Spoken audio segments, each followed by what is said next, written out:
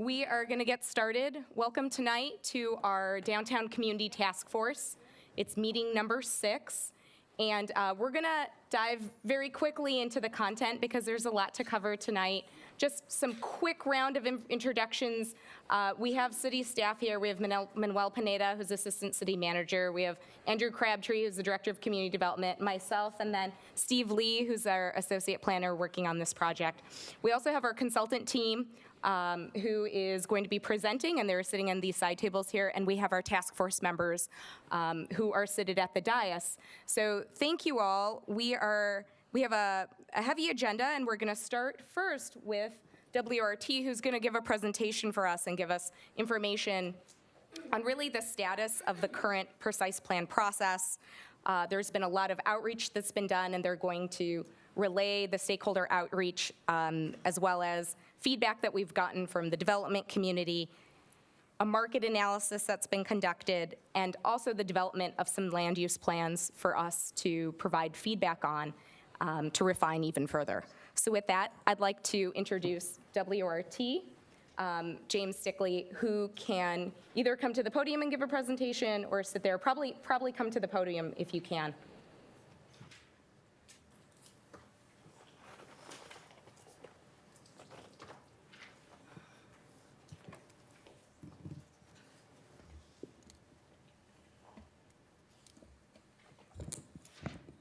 Great, thanks, Rena. Jim Stickley, principal with WRT, and I want to introduce my team at Shavarshne, also with WRT, project manager for the Downtown Precise Plan, and Ben Sigmund with Economic Planning Systems, who is our market and economics consultant.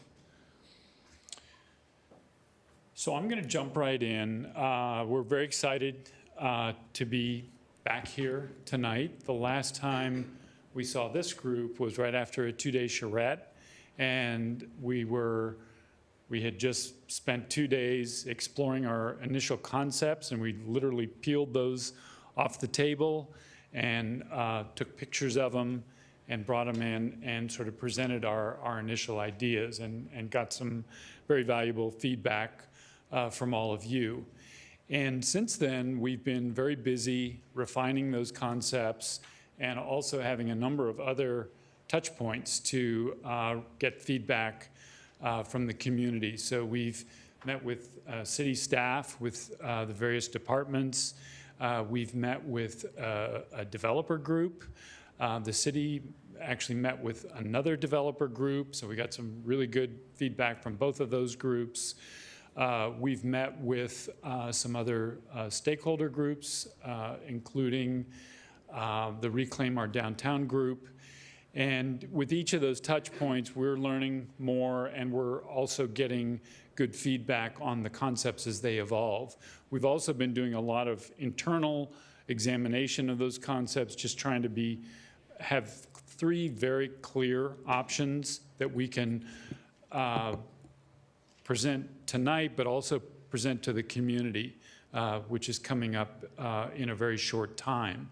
So I think this session tonight is to get your thoughts and your reaction to these 3 options, not necessarily to pick the one, but you can certainly express preferences that you might have, but we still do need to take these to the community, and we want to get their reaction. So I think it's just part of that ongoing process. So we've been busy. This is the 3rd time that we have met you, and then I think we have one more meeting with this group when we start getting into the more detailed placemaking aspects of the downtown plan. So here you can see where we are in the larger timeline of the project, about 1/3 of the way through. So we're going to move from here, as I said, to the community workshop, and then we're really going to start to narrow this in a preferred direction and then jump into placemaking.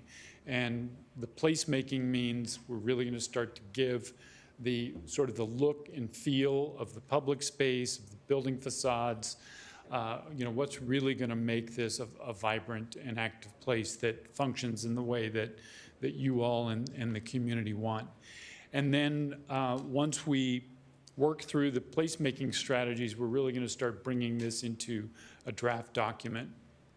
So that's just a little highlight of where we are in this portion of the process.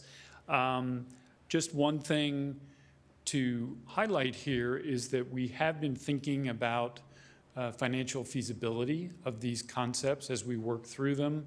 Ben and his team have done quite a bit of work in the market analysis, and they've made recommendations of certain densities and certain land use types. And that has sort of given us the tools, the building blocks of what we're showing in these concepts. So these concepts are built from those pieces that the economist is informing us about.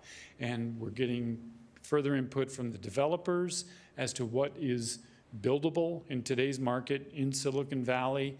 What are the characteristics of a project that will pencil out? So between Ben and these other touch points, we're getting a lot of, very detailed input about feasibility, and that's what we're starting to show in these concepts. And that analysis of feasibility will be something that will continue as we start to narrow these into a preferred direction. So these are some of the touch points that I just mentioned: property owners, neighborhood groups, city agencies, Santa Clara University, also a very enthusiastic participant in this process and an important neighbor. We've gotten a lot more feedback from the Meeting in the Box kits that we put out there, and these are great. People are taking these very seriously. We're getting a lot of really good, detailed input. I'm not going to read through all these, but you can see the level of detail that people are putting into these and the level of thought. So these continue to be very, very helpful as we cycle through the concepts. So what have we heard? We've heard about some important assets of the downtown, the post office, the rich historic context of the old quad. There are certain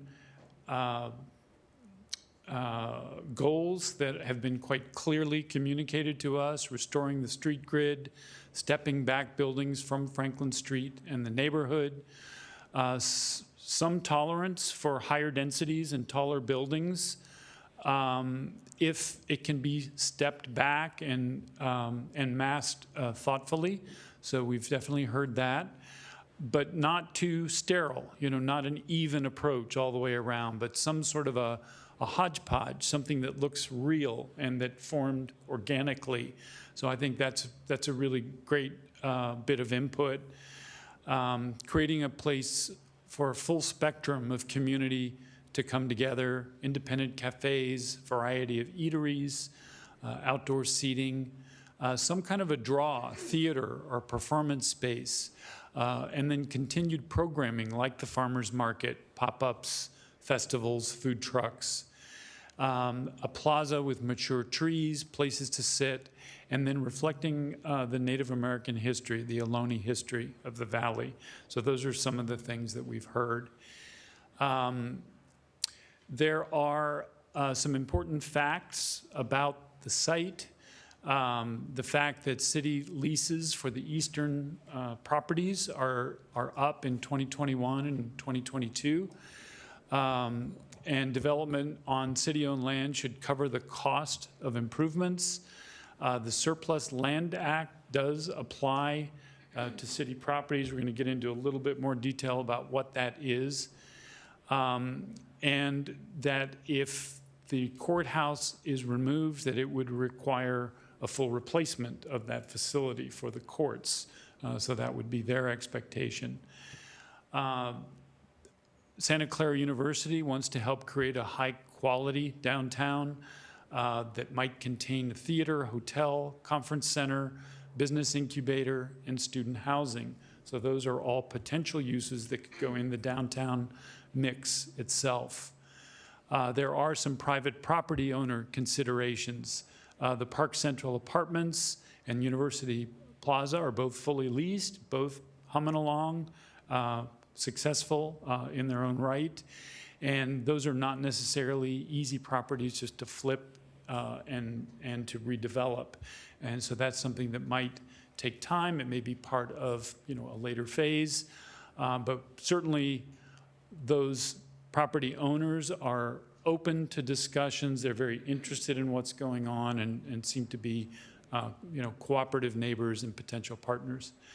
Limited interest in redeveloping Franklin Square at this time. Again, this is an assembly of businesses. It's, you know, the de facto center of the current downtown, and there's, you know, there's a level of activity that's happening there. And it's also a very complex ownership structure. It's city-owned land, but business owner buildings. And so it's sort of a condo type structure. So it's not impossible to redevelop, but certainly much more complicated and might take a longer time because of that. There is strong developer interest in participating in redevelopment of the city-owned land and potentially of other parcels as well. Transportation is a big issue. We're close to transit, but not really. So there's this sense that we can take advantage of it, but it's not like we're in quarter-mile walking distance. So there's some challenges to make that last little bit of connection. The community supports bike and pedestrian improvements. The city is prepared to adjust parking requirements to DOD levels if the community supports it. And that's something we're going to get into a little bit more detail. What would those TOD levels be? And are we close enough to institute those levels of parking ratios? And then the bus service is there, it's functioning, it's a good asset. So what's the frequency, and is there the possibility of increasing that frequency as downtown develops? So those are all really valuable things that plug into our equation. What does that all mean? Bringing back the grid seems to be really an important aspect of this downtown plan. Having an active and pedestrian-scaled Franklin Street, an open space for community gathering. What is the place? Where do you go to hang out downtown? Is there a very identifiable public space where that happens? Retail and restaurants, theater and performance, boutique office, hotel and conference, business incubator, student housing, apartments and condos. So those all seem like land uses that can be comfortably part of the mix. And public and shared parking, what opportunities are there for not just everyone having their own segregated parking, but to start to share that parking? So that's a good way to drive down those ratios. And then multimodal streets that don't feel that they're just built for cars, but accommodate other forms of mobility. Not going to go into this too much, but we're not starting from scratch. There's a lot of work that's been done before us, so we're trying to carry that forward. And then we've done a lot of thinking about how to make this downtown unique. How does it distinguish itself from other downtown centers in the valley? It has a chance to be its own thing, very different and distinct from these other places. Other mistakes that people made, you can now do that correctly in downtown. So that's something that should be all of our goal. But I think for us, it boils down to three important ideas: that the downtown is authentic, it's adaptable, and it's affordable. It's a place where normal neighbors can go and, you know, sit down, have a lunch, buy a coffee, and have things that are very accessible to them, not any type of exclusivity. So how can we embody these three ideas in a plan? What is the catalyst? So a lot of talk about what is that spark that gets this downtown activated. And we've talked about visual and performing arts. We've talked about theaters. Could be a movie theater, could be a performing arts venue. that there is public programming. In addition to the farmers market, there are other things that could happen here. A fully programmed year of events and activities would be a really great way to activate the downtown.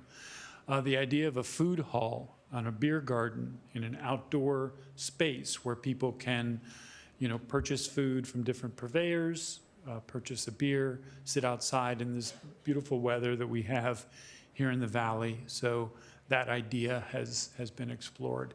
And then a retail mix, what type of micro retail, specialty retail, and anchors would make a successful mix of retail here that would draw people and sustain itself, which is a challenge in today's retail environment. We've also talked about these interdependent uses and shared resources. So there are certain ways to get synergy in this downtown, and those components that would help create that synergy are sort of all around the downtown. So how do we bring those things together to create these synergies? So there's a definite relationship to student housing, to entertainment, and to retail. There's synergy between office, hotel, and conference center. Those three things can feed on themselves. And there's synergy between the university, food and beverage, and performing arts. So those are just some of the ways that we can create synergy downtown. We've talked a lot and explored a lot, both with the university and with the city and in our team, about how do we leverage this important relationship with the university. The university has a very clear vision of who and what they want to be. There's an emerging arts district, an emerging STEM district, an undergraduate housing neighborhood. How do we recognize those things and have sort of a response of the downtown plan to take advantage of those things and, again, to create synergy? And then how can we be very deliberate about activating the downtown, both in weekdays but also weekends? So looking at the land uses that provide activation at different times of the day. Do we have the mixes of land use that will give us that activation? Dining, entertainment, grocery shopping, residences, but also workers, and how do all those things interact with each other to provide activation? The picture changes on a weekend. But how can we be very deliberate about encouraging this mix of uses? Then a big topic is how to balance the community desires, the community needs with development realities. And this is where it really gets challenging. And so we wanted to talk about this. We wanted to generate some dialogue about this because I think there are some trade-offs that we need to talk about. If there's a quid pro quo, if you want this, then you might have to give up that. If you want that, you might have to give up this. And so we wanted to just run through what we see as those development realities. The realities fall into these 5 categories for us. One is the land use and density. What is the height and massing of development, which has to do with the construction type, which has to do with the mix of land uses. There are certain heights and densities and massing that are working in today's market because of land values and because of construction costs. We're going to talk about what those are. What are the parking ratios that are needed, and how can we suppress those parking ratios in view of the transit that we have nearby, but also as a way to make development more feasible. And we'll talk about that a little bit more. What are the rents that we're producing? Can we not restrict a project so much that the rents have to go high and then they aren't marketable within the market? So how do we keep rents where they should be so that it's a successful project, which then makes a successful downtown? Community benefits. So these are the items that cost money. Some items create revenue, and some items cost money. And community benefits are on the cost side of the equation. Open space, public realm, programming, operations, retail activation. How can we create projects which provide enough residual value that it can start to pay for some of these community benefits? And then the technical issues, we have to be concerned about life safety and building codes, utility capacity. There will need to be some investment in utilities out here. So we have to make development projects that will be able to pay for that upgrade in utilities. And there are environmental issues as well. Ben, do you want to touch on these items?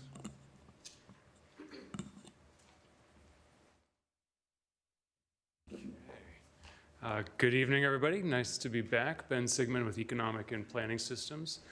So I'm going to talk to you a little bit tonight about our market and financial feasibility work. We think of those as sort of distinct elements. The market piece is, do the consumers want it? Is it something we can rent or sell? And we put together a piece that showed up in the existing conditions report that kind of touches on that. We have some opinions about what's renting and selling well in here, Santa Clara, and some of the patterns we see and some of the opportunities I'll talk about in a minute. Financial feasibility is more a perspective of, after I've determined there's a consumer out there that wants to buy this real estate or lease this real estate, can I make money doing that? And so that's the piece we've been working closely with WRT on in recent months. And so first, on the demand side, we see this as an extraordinary housing opportunity. Our research shows that there's a housing deficit. It's no surprise you've seen the headlines about housing crisis, certainly. And not only do we see that demand, the need to provide housing, but also consumers that are willing to pay rents that support new development. We see that all over Santa Clara. And with the office development, housing growth, we do observe a bit of a jobs housing imbalance that we think the city can continue to chip away on. You've built a lot of housing, and I think there's still room to build more given the jobs that have come not only to this city, but Silicon Valley. So we really see housing as the primary use that would drive redevelopment in the downtown. That said, we think there's an office opportunity as well. We're not, I think, of the opinion that that's something that's going to appear magically in the next year. The pattern of office development has been campus formats in large floor plates, so 40,000 square feet, almost a full acre of floor plate that these tech companies find optimal, and they want them near highway access. And so that's really been the pattern, but we don't think that that's something that has to be set in stone. We see places like Palo Alto and Mountain View where their downtowns have smaller format offices that attract not just tech companies, but law firms, design firms, professional service firms. So we don't have to try to serve one market here, and we think this downtown has the potential. I just want to be clear, it might be a slightly longer term potential for that office. Along with those uses comes the opportunity for retail.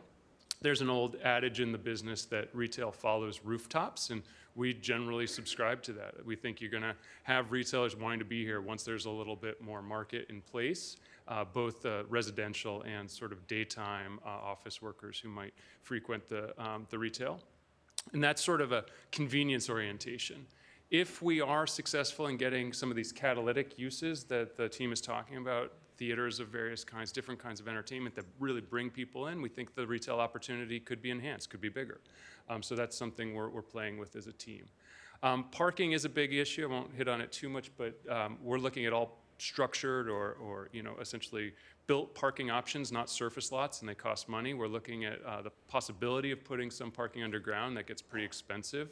We're looking also at affordable housing. All of our analysis so far has run the citywide inclusionary housing requirement, but the city also has some aspirations that possibly higher affordability or levels, not only percentage of units, but the depth of affordability could be different here. And that's something that changes the equation. That's one of the community benefits. If we want to take value out of the real estate, we'd be spending it on additional affordable housing. So right now we're just running the city's baseline. And I think I really talked about the catalyst effects. So I'm going to get quickly here into this. This is the financial feasibility perspective. When I was here on the kickoff night for us, for our team, I think I showed you this slide, so I'm just going to sort of re-socialize it. this is the idea. I know there's a market out there. I'm going to build something. Can I sell it and make the required rate of return? And I think we think that developers all run away with bags of cash when they build these projects. But really, the way we think, some do and some don't. There are plenty of people who lose money on real estate, right? And so the way we think about this is that there's a required rate of return. To take this risk, to put money out there and hope that you can fill up your apartment building quick enough and get the rents you expect, you're taking this risk. And to motivate that spending, motivate that money, you need a required rate of return. So we think about that. We think about the hard costs, which are the actual construction costs associated with the project, as well as the soft costs, which are your architecture, engineering, other professional services, fees, financing costs, everything that goes into delivering the project. And what we're solving for in these models is what can someone pay for land? I like to say land is worth what you can do with it, right? And I know we have some funny examples where people buy land just as a trophy, but for the most part in commercial real estate, land is worth what you can do with it. So we are trying to determine if we can model future projects in this downtown that create enough potential to pay for land that you can find willing sellers out there. So I think right now we're running, I'd have to double check, about 12%. It's very modest cash on cost return. So we do it unleveraged, which just means we're not including the bump you get from financing. So I'll double check our model, but it's probably, I think we're running about 12%. Yep. Okay. Okay. So here's how the way we think about it. There's a lot of numbers on the screen, so I apologize. On the left-hand column, that's an existing site out there today. I'm trying to establish what would someone reasonably sell a site for. And so we value these sites based on a kind of cash flow perspective, and we're making some simple assumptions here. A typical use out there is a relatively low density retail center with quite a bit of surface parking. It's an opportunity site. So that we're assuming these $2.50 rents out there now. That's just slightly below the citywide average for retail. And so what we determined based on that left-hand column is that someone who has one of these centers would reasonably sell it for about $4 or $4.5 million an acre. So we think that's kind of roughly the going price of land out there. And we're not considering some of these high-performing centers, like maybe Franklin Plaza or University Plaza. No.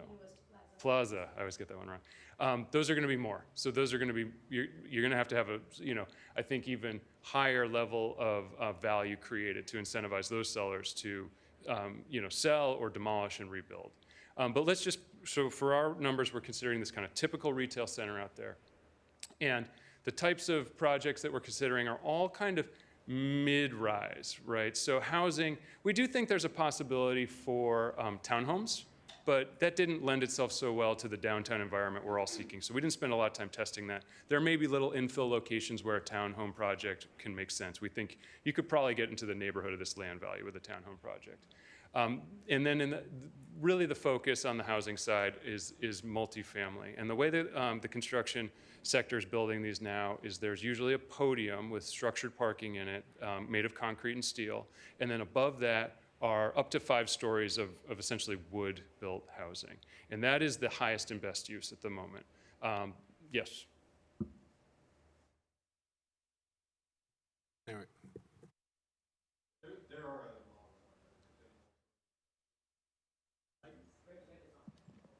Red is on, yes. There we go. There are other models out there, but there's also like the donut model where you can build the parking structure inside and surround. I mean, I just don't want to get stuck on one potential model. I mean, there are stuff out there. Point taken. And I think I'm oversimplifying. It's the use of wood construction, typically without union labor, that make the most profitable residential projects at the moment. You're absolutely right. I described a stacked thing, and you could definitely build the housing around a structure. Lots of approaches these guys are toying with, as you'll see. Yep.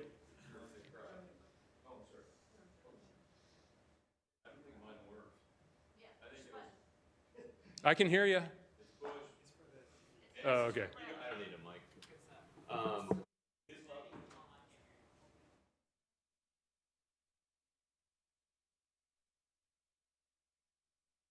I think this is after last night. Thank you. Mid-level Can you just, is that 4 stories, 5 stories? Yeah, I'm going to show you some results. Okay, Because great. we tested up and down, right? I'm just trying to establish that we're kind of in a band here. When you switch to something over 75 feet, life safety requirements start to kick in. You need additional elevator cores. So there's a little bit less efficiency in the building. And you switch to entirely concrete or steel construction. It gets much more expensive on a per square foot basis. And we're not seeing the rents just yet here to make that make sense.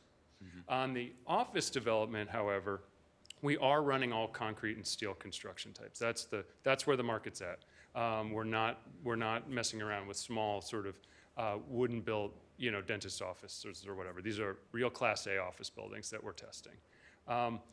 The parking, we actually were too aggressive starting out, had that office at a very low parking ratio, 1 per 1,000. After consultation with some market experts, developers, they really pushed us up to 2. I think they'd like to see 3 in some cases because it is auto-oriented. Just in consultation with the team in the city, we're landing at 2 for now. It is aggressive in terms of the market probably would want a little more than this. It's expensive, but that's where we're at. We heard a range of things around parking cost, and I feel like we're in the ballpark. Developers cited anywhere from 30 to 60. We're at 45,000. That's hard cost. It gets more expensive with the architecture engineering as you go up from there. Okay, and you were asking about the rate of return. So on the condos, I said 12. It's actually 15. And then the way we do the residential and office, which is an income generating asset, is a yield calculation, which is an annual return on cost rather than a one-time sale cash on cost. And so those are essentially 6% on the office, a little riskier, and 5% on the housing. And I can certainly get into those return requirements with you. But let me get through this and we can come back. Okay, so here's what we're finding. With that typical retail center out there, we think that you need to be in the 50 to 70 dwelling units per acre kind of range. You can go a little denser in the construction type we're talking about. Some of the WRT testing has it up at close to 100 DUs per acre. So there might be some room for value capture. In some of these projects over the retail center. If we want a sweeping redevelopment downtown, you might let the city do, and to be discussed how you pay for it, but you might let the city do the urban streetscape development, set the table, and let the market actually be incentivized to take down some of the stuff that has a higher value that you want to see go. It's just cash flowing nicely now. I also want to point out, and we got this comment from the developers, I think it's a really good point. We did everything as DUs per acre. It's the way I've historically thought about things and lots of the planners as well, but this could be converted to a floor area ratio. They like the flexibility of having a project that might be micro units for students or might be larger for families. This DU per acre you can end up with vastly different outcomes. And within the sort of planning regime of if we're going to go with a form-based code, an FAR for housing might make a lot of sense. So this is just for my testing for now, but I'm not proposing to use per acre as a code element. Okay, and then on the office, and I hope it was clear, the pictures along the bottom are kind of showing the intensity of development that goes with it. Here we're looking at a floor area ratio, and we're ratcheting it up. And we think you do have to get up to about a 4 FAR, which might be 8 stories or something, to kind of incentivize tearing down a perfectly good retail center to get there. Okay, I'm going to stop there. We'll come back for Q&A. And I don't know, one of you guys are going to talk. Thank you. Ben. So I'm going to try to clip through these things pretty quickly so we can get to the schemes. But one thing to know is that for city-owned lands on a city-sponsored project, there will be some requirements for affordable housing. And we can get into more detail. Some of you may already be familiar with this. And if there are questions, we can come back to it. But there's likely to be a pretty heavy affordable housing requirement of 25% of units on projects that involve city-owned lands that are for lease or for sale. So that's just a good thing to know going in so we can plan for it. This is some more information about that. I'm going to not spend too much time on this, but Ben mentioned some of the feedback we got from the developers. 5 levels of wood construction and concrete podiums is definitely something that they think works very well in today's market.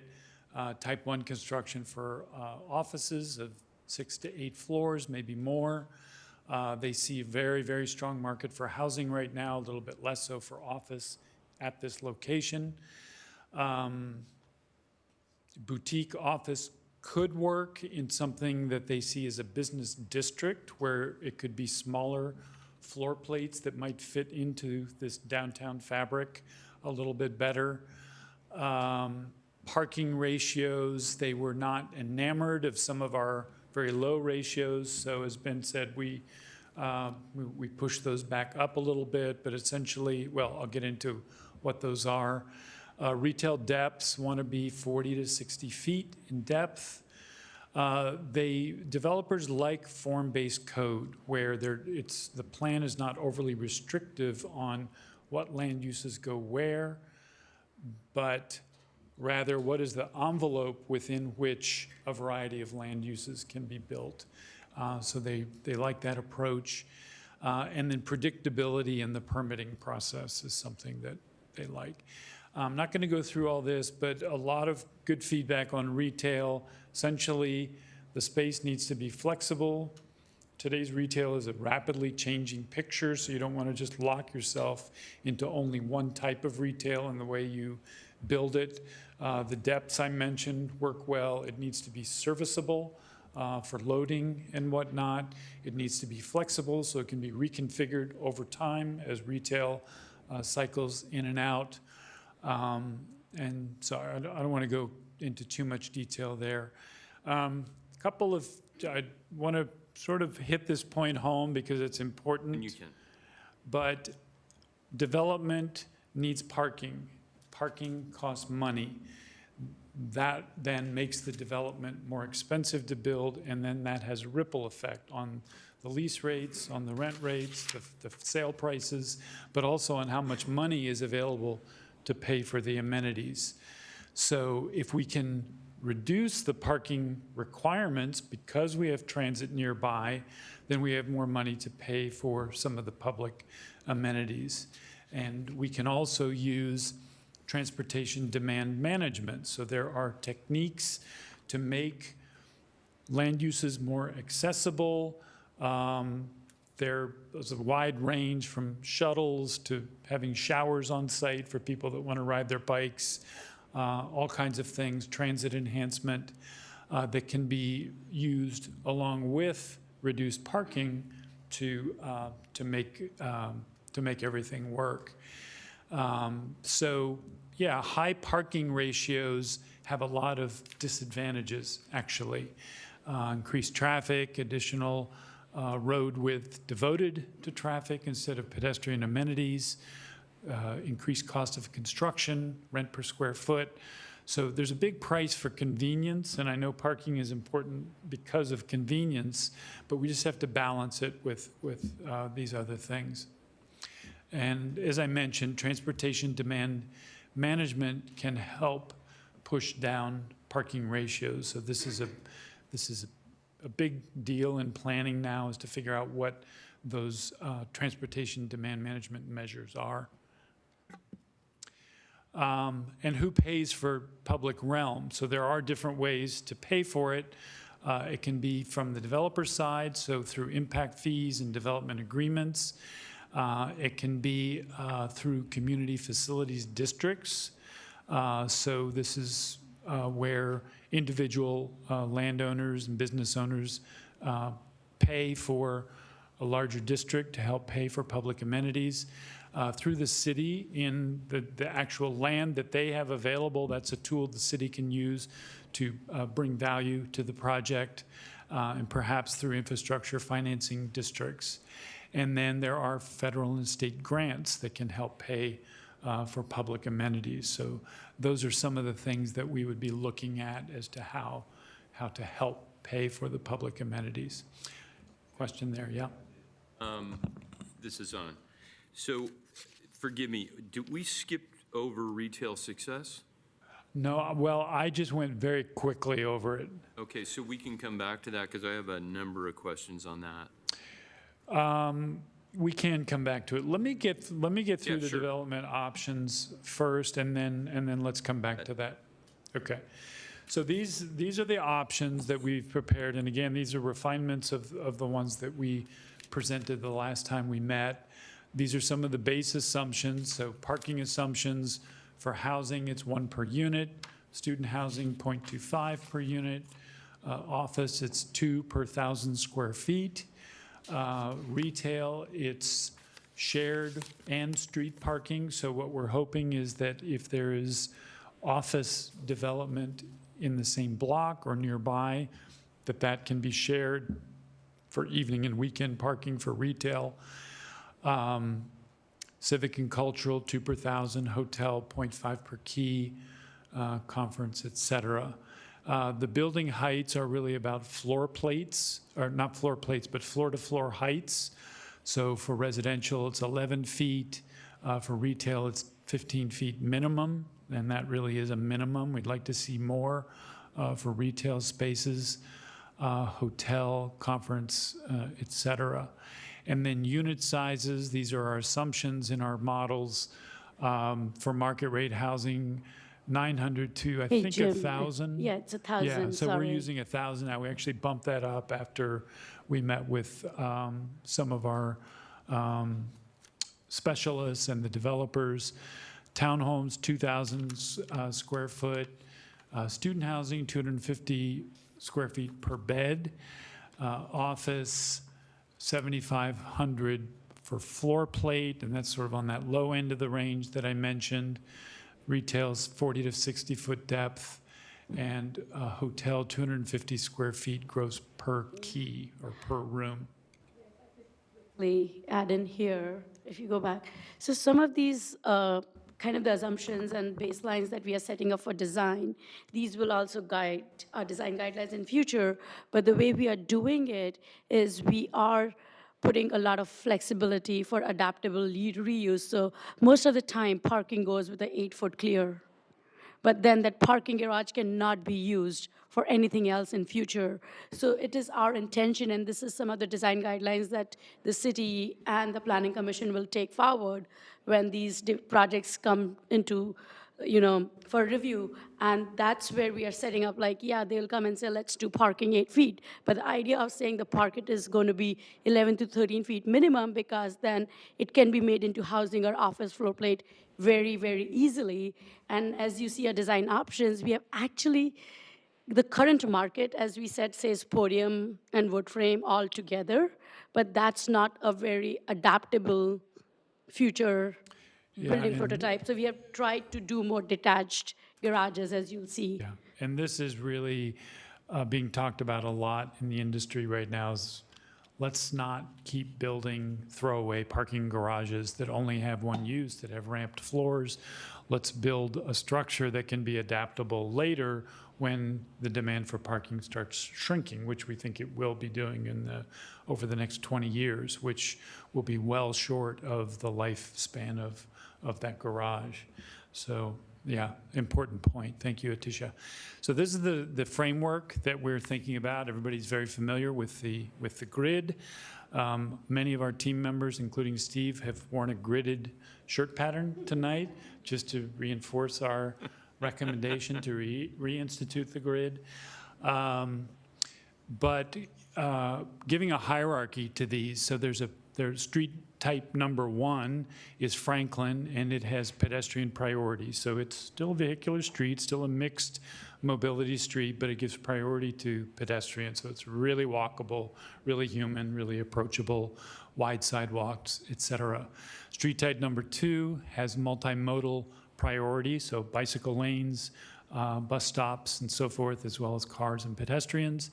And then street type number 3 would be service priority. So these would be the streets that would be designated to service the various buildings and retail and so forth.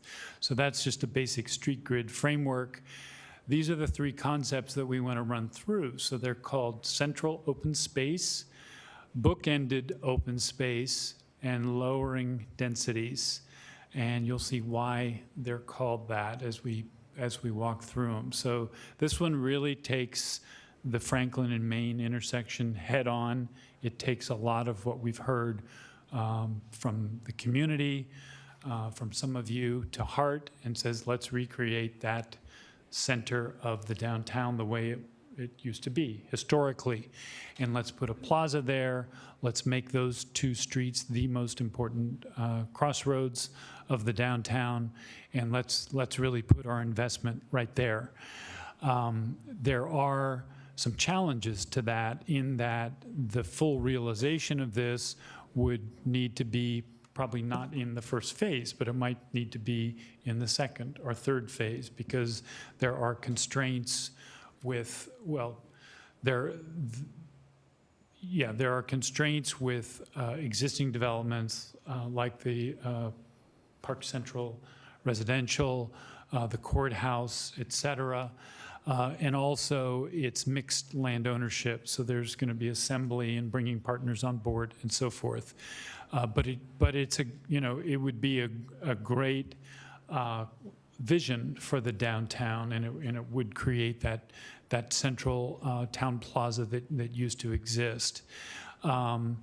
This shows where retail frontage would be concentrated, so some on Lafayette on the east end facing transit, some encircling the town plaza at Main and Franklin, and then some down on Monroe where it exists today at Franklin Square.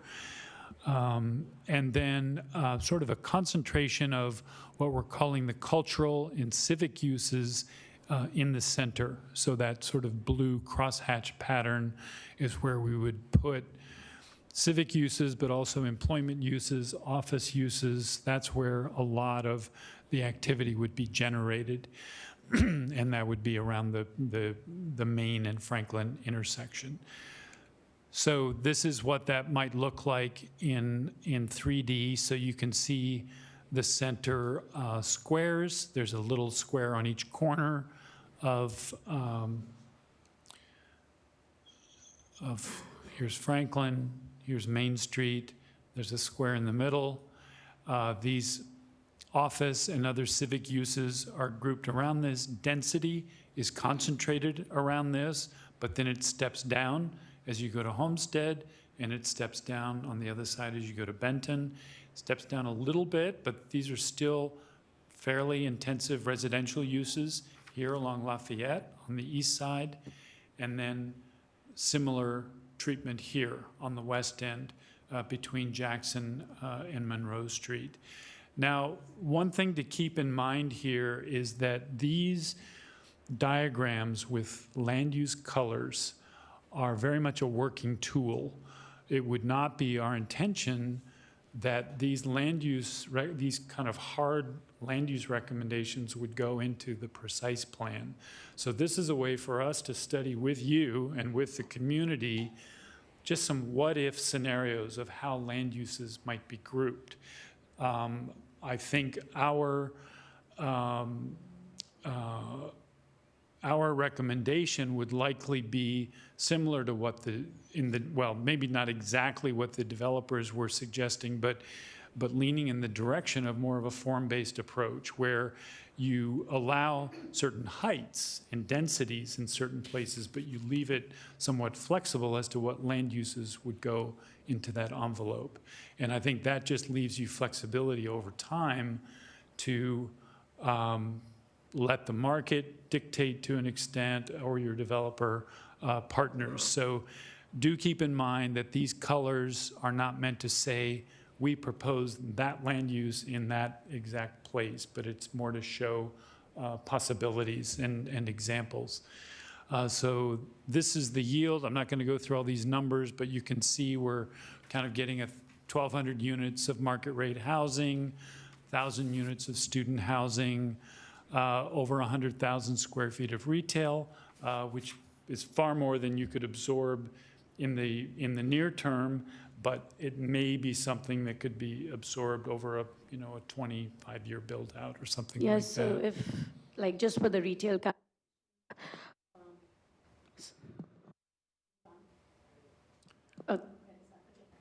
Well, hit it one more Green time. for me is one, okay. So if you look at our initial diagram, the framework diagram, we have shown where are the concentrations of retail should happen as a priority places, and then we are saying these places are retail ready. So this number is sum of both those numbers. So we are thinking like, if this place goes in, a realistic number might be a 30 to 40,000 retail over the 10 blocks.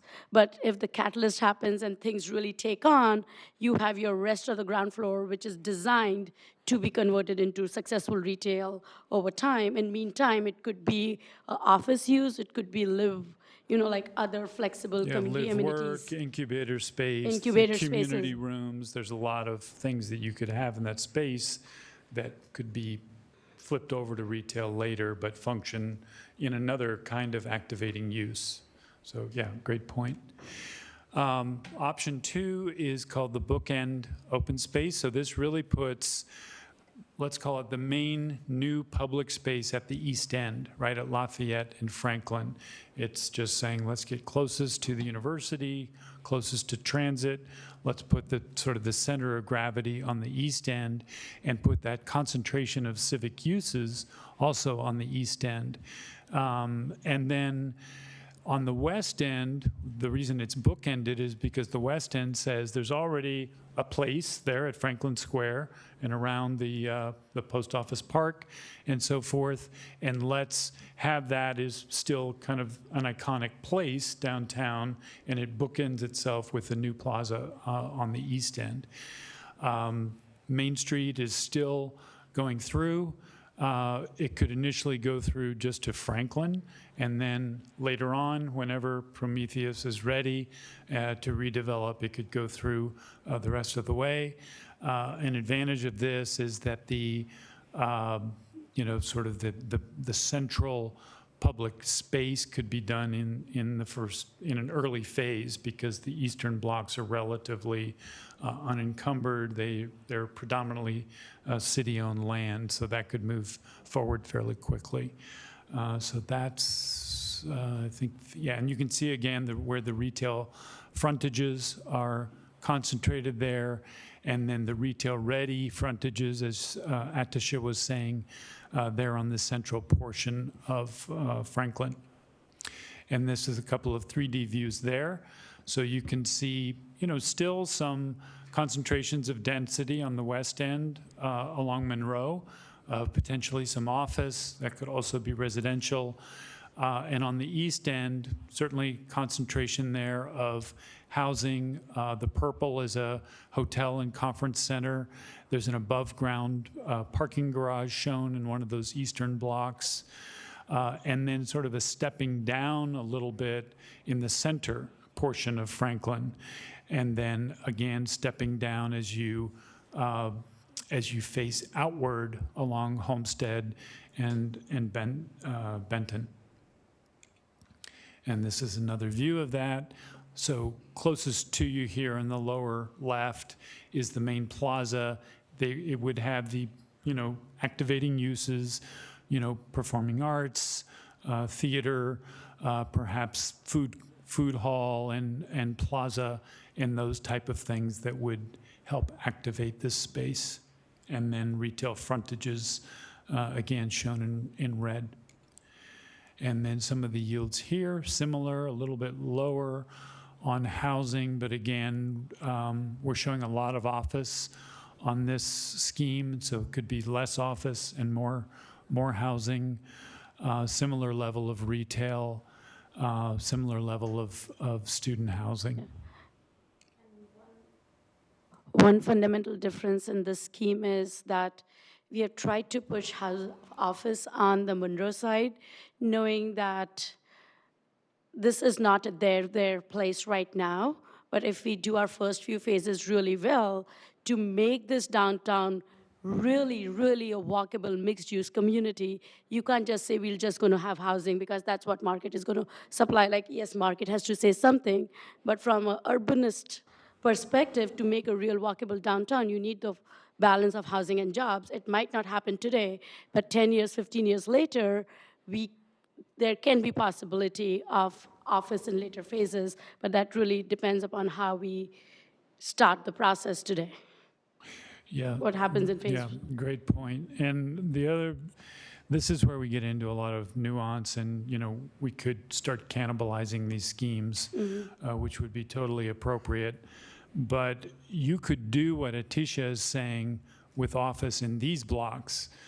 If these second two blocks, for example, had to be in a later phase because of the property ownership of some of the complications, some of the things farther west might happen sooner, and then the office, and again, when the market is ripe, when you've created this active sense of place, the office could come in right behind these first two eastern blocks. So I think that's the level of flexibility that we'd like to see in the plan itself. And then lastly, this one's called lowering densities, which not to alarm that we would be lowering them to the point of non-feasibility, but there are just some more subtle things that we're doing here just to be a little bit more sensitive to neighborhood edges. And so one thing is we've lined Benton along here with some townhomes. So there'd be, those are all just single private ownership typical townhomes, and they back onto an alley, and then these larger residential buildings, which are 5 stories over retail, front on Franklin, but they're little wings that go out behind, step down a little bit, and then step down again to the townhomes. There's a little of that happening on Homestead as well. Another thing that this scheme does is it takes a little more modest approach to office on the east end and actually preserves the existing office building, but puts an above-ground structure there, which sets up additional parking capacity for a hotel and some other entertainment uses. So just kind of a different way to mix that first block. So, and then this is just another view of that. You can see those townhomes along Benton. And then you can see still this sort of activated place here on the east end, but using the hotel and conference in a different way, predominantly housing on this block, and then the existing office building there. And then some of the yields there, around 1,200 for housing, 415 for student housing, office around 305,000 square feet, and then retail just shy of 100,000 square feet. So some subtle differences between those. So those are the 3. We'd like to hear your comments on the 3. Again, not necessarily choosing one, but giving us your reactions to the pros and cons of each. So here they are, and I think they're also at the end of your packets, if you want to refer to them there. And then these are just, these bullet points are just a reminder of the main differences between the 3 options. And then also be happy to take questions about other things like retail, Dan, and any other questions you might have. So thanks very much. And the feedback that you will provide us, our next big step is to take these land use options to the community. So what we are really looking forward to is like, where do you guys see more flexibilities? What are your preferences? What could be a big no to take to the larger community? So we are still not asking you to pick one definite thing. This is getting an overall reflection and places where we have flexibilities that we could test more or less before we take it to the community on April 9th.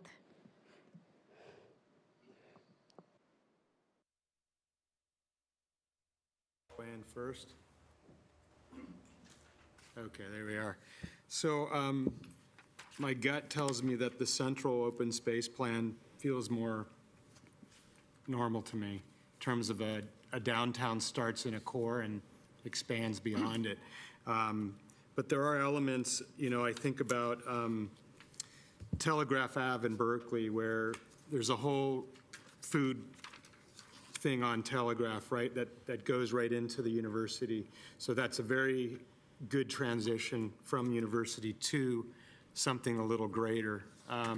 So I think that combo could work quite well. Let me think what else. I think what's really successful, if I go to, I go to every other town to have dinner at night with my wife. Campbell has a very linear downtown, but they have, I think one of the most successful corners is it's where the Greek restaurant is. It's the open patio outside. And I can imagine if that was on more sides, even how more dynamic that corner would be. I think the tough thing about this is it's more form right now rather than use. My thought is, and just getting onto what the vision is for this downtown and how do we set it apart and make it a top destination. I find that obviously music has become a very difficult thing to have in most downtowns. And so if we had music and art and outdoor space and neon signs on the strip and all that with this nostalgia, then we're creating something, and that's just from a design perspective, but I think that's gonna make this sing differently than anybody else. And we've had some talks with some of the other members here about that nostalgia, so that's just my 2 cents. Yeah, and if I could just reiterate that all of those placemaking strategies is sort of what we're going to be getting into in a lot more detail next. Yeah. So I think here we're just trying to say, okay, what's the basic framework and structure of the plan, and then we're going to be coming back with lots of ideas about those things that create the kind of experience that you're talking about. Yeah, I think that's great. And then the only other thing that just makes me cringe is podium construction, because that's the very thing we're dealing with the difficulties of working with the Prometheus property and being able to cut that off. So I get it, but there's becoming more and more modular, like the prescient system, and I believe that McAvoy Apartments is doing 10 to 12 stories in San Jose. It's a affordable housing thing that Matthew had brought up to me, and they're going 10 to 12, and it's a modular. I'm trying to find out what exactly the modular is, but I get it with the cost, but these podiums are just, you really got to dress them up so they don't look like podiums if you're going to do them. So I know other people have some comments.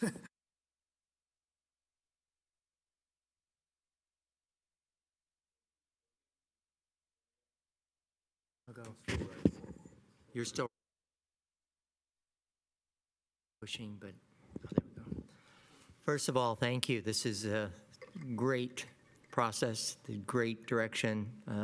Sitting here 2-3 years ago, I at times believed we'd never get to this point. So I want to thank you for the hard work and dedication so far. Excellent work. I have a couple comments. Like Rob, I do agree. I like the foundation of the very first plan that's there, that idea of central location.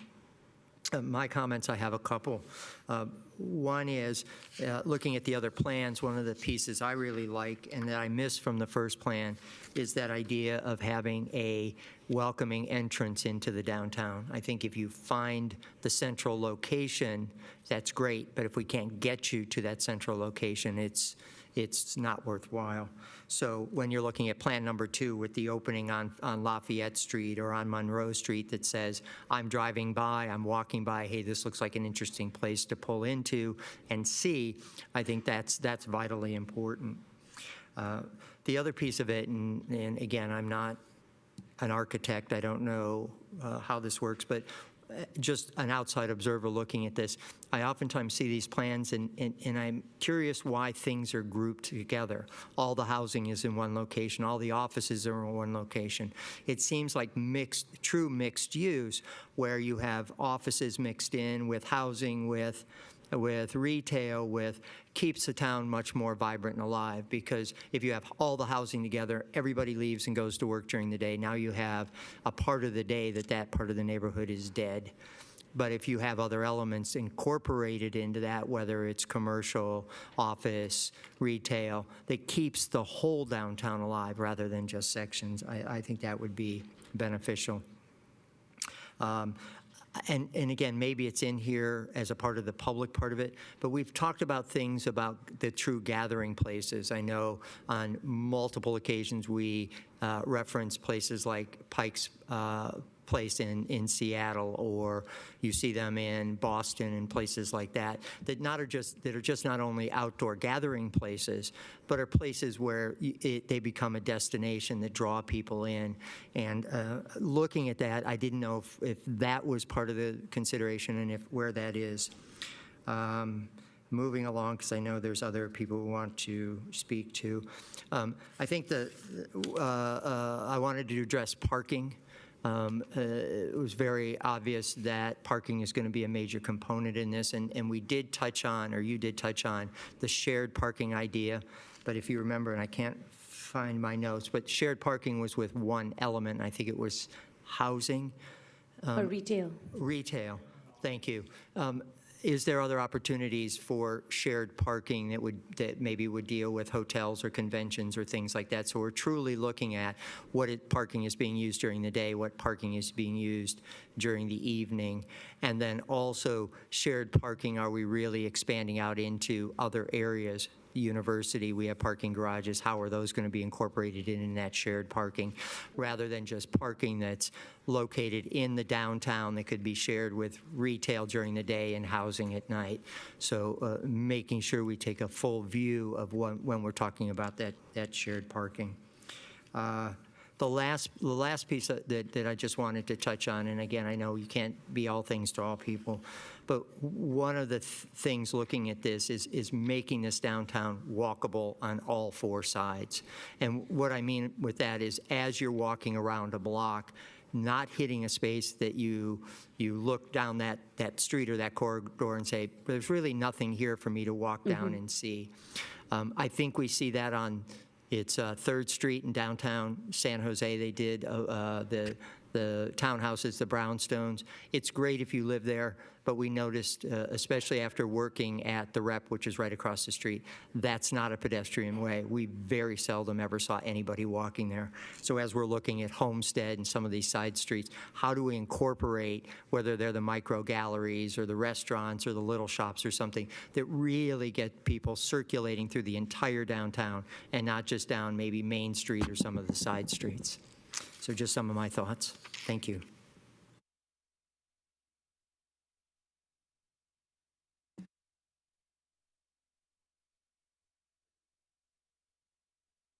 There it goes. Hi, everyone. As a Historical Landmarks Commissioner,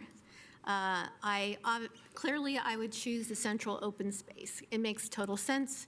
It's what our town used to be, and the flow was very successful in its day. I like the fact that the central part seems to have most of the activity there. Although I want to say that Butch is right, there should be a significant entry point into our downtown coming from the train station.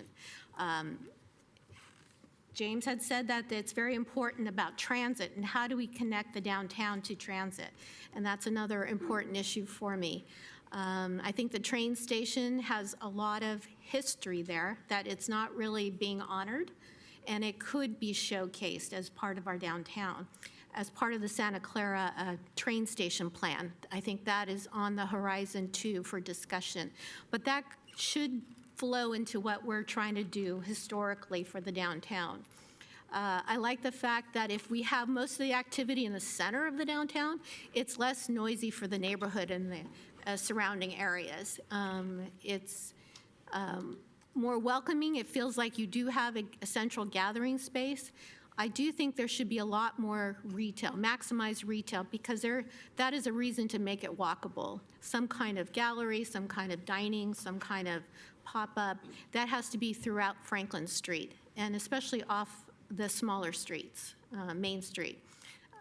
I think the central open space works because it's a good starting point, to bringing back historical elements to our downtown and showcasing them and honoring them as it should be. Right now, you could walk into our downtown and not even realize that this town existed and was founded in 1852.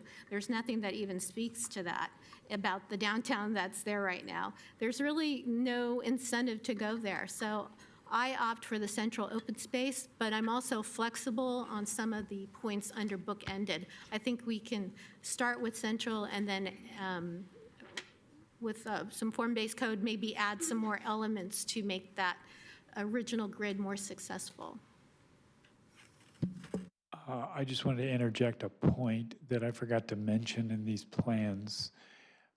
Going back to the first framework plan, is the alley system. So you can see the gray network that is yet a fourth level of the hierarchy that we think is very important to just providing permeability, alternative ways to walk, but also to service the rears of different businesses. And I think what we're coming to is that this alley layout should be flexible, so it wouldn't be cast in stone in any particular pattern like the one that's shown here, but it would depend on the design of each block, in terms of where that alley wants to be. But the requirement to have an alley so you have a way to service and to cut through the blocks, we think would be an added benefit to the downtown. So I just wanted to mention that. So this alley, I would say, is one of the most important thing if you would want street trees on Franklin. These alleys will be the most important things to bring public realm and street trees on Franklin. If you look at the new development in our downtown, on Monroe and Benton, that new building, there's not a single street tree in front of it because of fire access.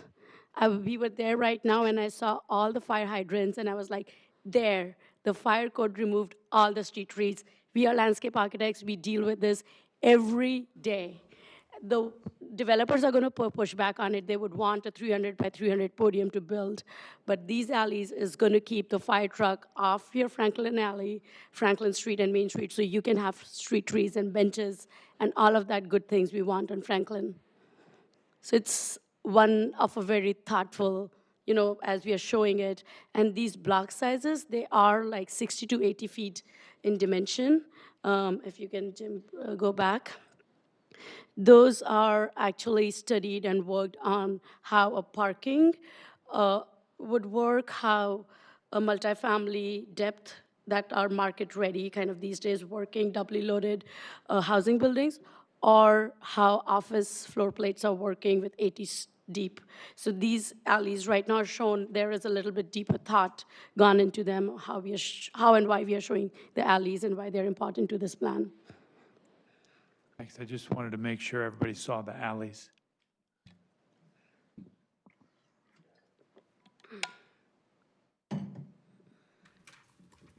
Okay, it's on. I do have a few questions. First of all, thank you for showing these options because it helps us visualize what our priorities might be versus what trade-offs might need to happen. So that's been really valuable. But I did hear you say that you're looking at developing residential first. Is that in all three options? Well, there is a likelihood that I would say a strong likelihood that the project wants to start on the east end.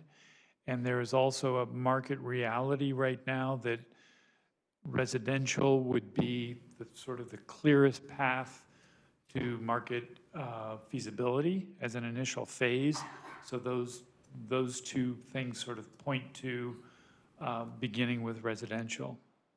And then, I apologize, Manuel Pineda, Assistant City Manager. I think it's always good to provide a reminder that when you look at the entire area here, the only area that's under city control is the parcels that we have discussed in the past. Yeah. So those have the leases that expired in 21 and 22. So when you're looking at near-term development that's more under city process, those would be it. The rest of it is really redevelopment of private property that's going to come when the private developers feel that they can redevelop the sites accordingly with what we're proposing here. So just wanted to keep that in mind as you're thinking about residential, not residential. What goes first is reminding of our 6 acres next to Lafayette, and that those are the ones with the leases, near-term leases that will be expiring in 21, 22.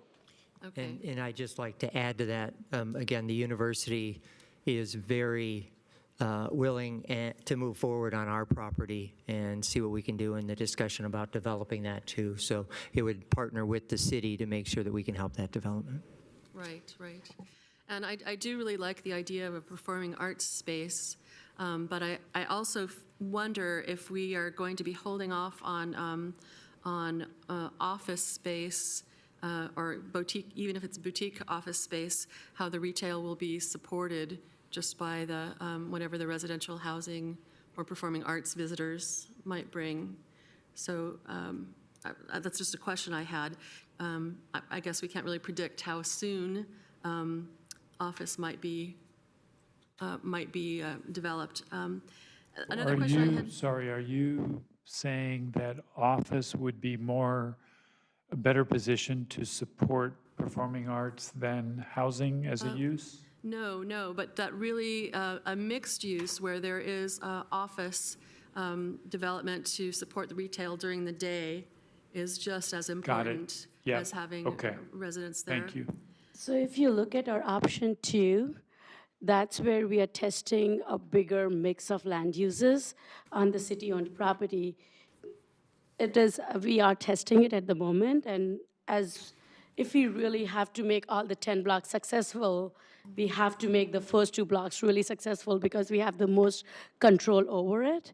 And as you guys are looking into like the central open space versus the bookended open space, it is also to mention that central open space, it's mostly the open spaces on the privately owned land and might not ever happen or not happen for next 20 years until these people decide to go on the development. So we are just like testing a bigger spectrum from like phasing perspective where we have control and what's maybe the best case scenario. So look at these with the whole spectrum. Right. That's what I mean by kind of looking at these trade-offs, because I don't think anybody was hoping that the first 5 years of the new downtown would be just residential, right? That there needs to be a there for sure. But I also am wondering if, for example, the open space would be a draw. And I don't see, well, in the lowering densities model, it looks like the majority of the open space is on Lafayette, right? Is that be by the performing arts? The majority of open spaces on Lafayette, and then we are pushing some more where the existing Franklin Square is. Yeah, So there across is- from the post office, there'd be a little park there as well.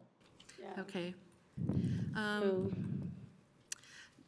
The only other thing about the options 2 and 3, it looks to me like Franklin Street, which we were hoping might be the center of downtown, being so kind of framed by residential, might seem like it's just too narrow of a street.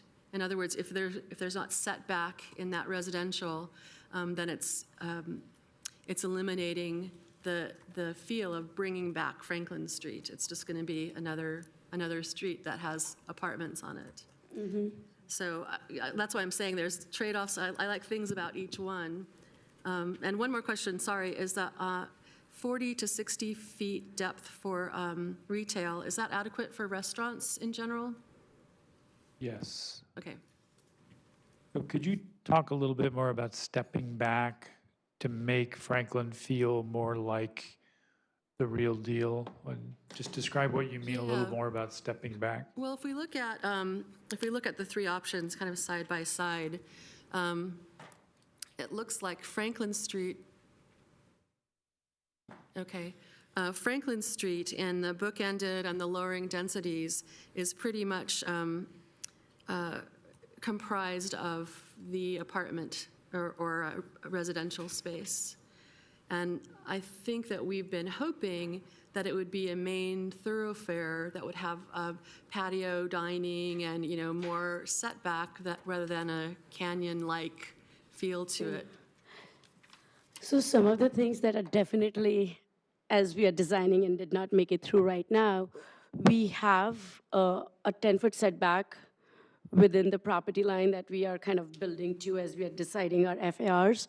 So there is a 10-foot setback on Franklin Street on ground floor, so that's where, that could be the privately owned space for cafe furniture and other things, because there are city laws that you have to fence areas if you have to, serve alcohol and other things. So there is that 10-foot that we are asking every property as they come in to develop to give back to the public realm, and they can use it whichever they want, but it is an open shared space.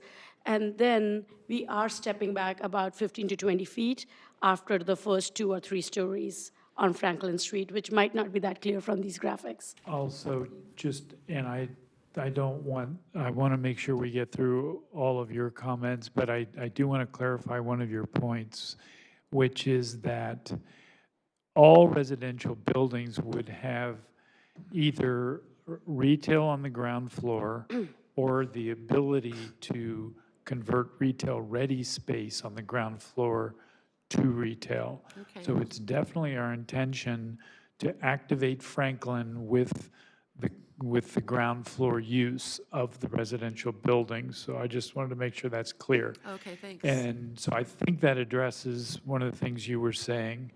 And I think the trick, and what we're repeatedly warned about with our retail consultant, is we also don't want to flood Franklin with retail. So we have to be careful to have just the right amount so that it's fully leased and fully activated, and that we don't try to do so much that we have, empty storefronts and then therefore dead portions of it. So that's where the whole idea for the retail-ready space came into being, where, we concentrate retail where it really does the most good activating Franklin, but then we have the ability over time to activate those other frontage as the retail matures, so. Okay, thank you.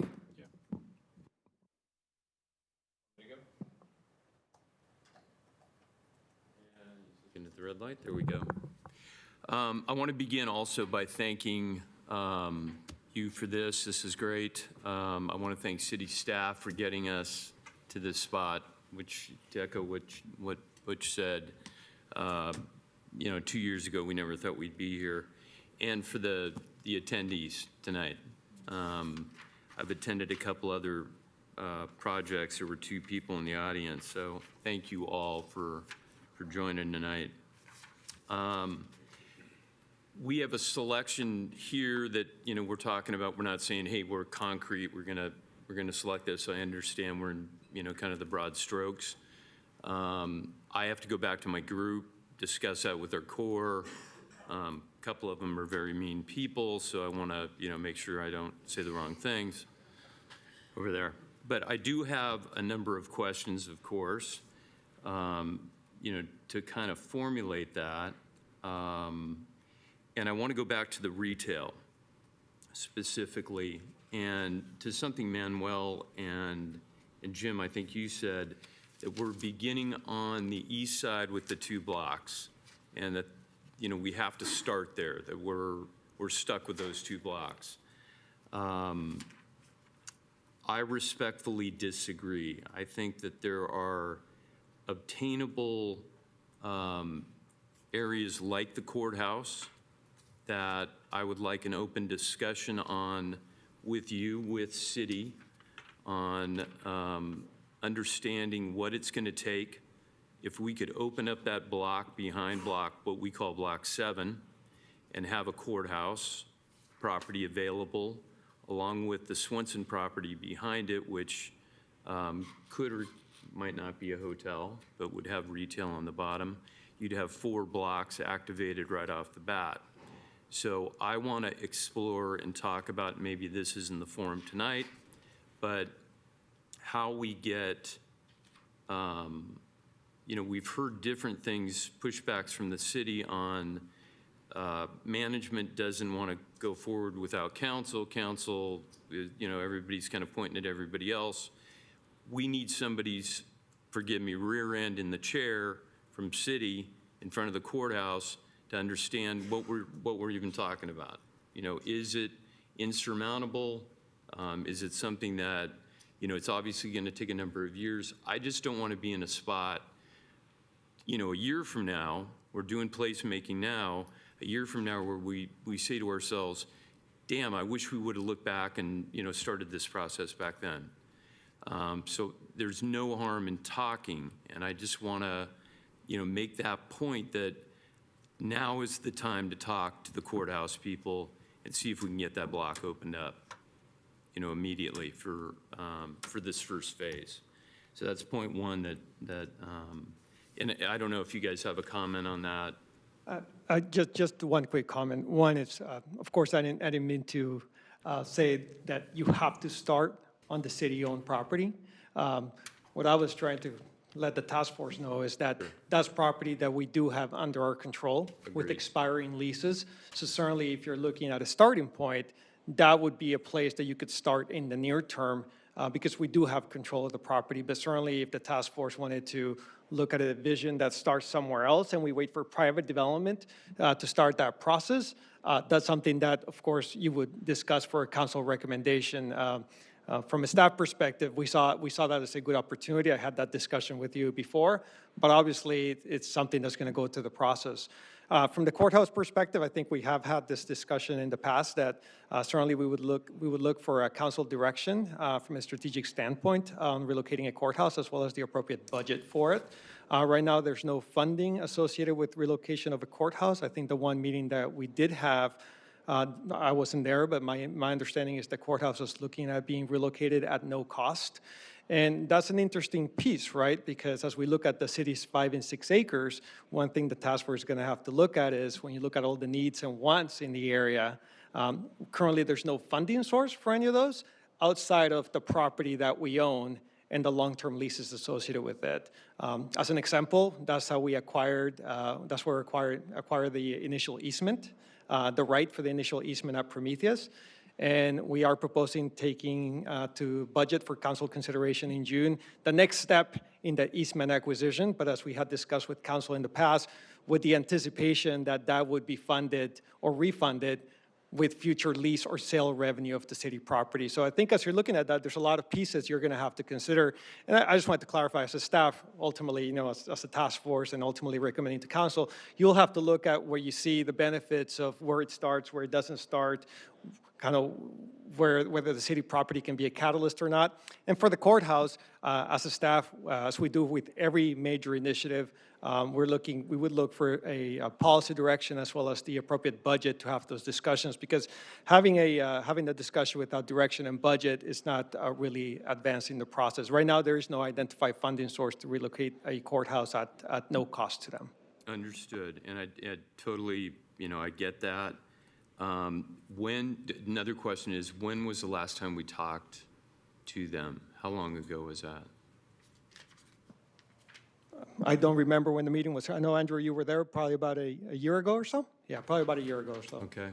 So, I mean, things change, and they may restate exactly what they stated in that meeting, but I think it's important for us to continue, open dialogue with the courthouse, to understand what, is it the same, are there the same issues there?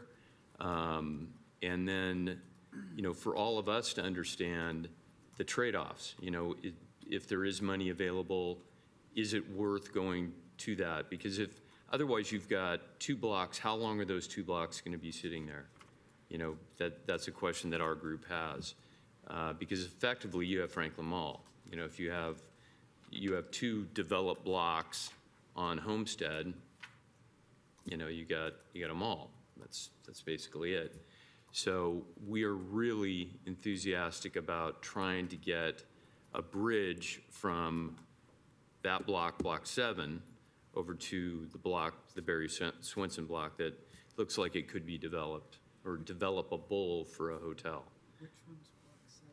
I have to put it up on a, so it would be on, we're talking on the Benton side, I'm sorry, the Homestead side, and it's the block right, correct, right where the courthouse is. Yeah. So I want to bring that back up. Is there tangible actions that we can do to just sit down and again, start conversation? That's all we're asking. Between, and I don't, what is it going to take? You mentioned council. Do we have to go before council to request that?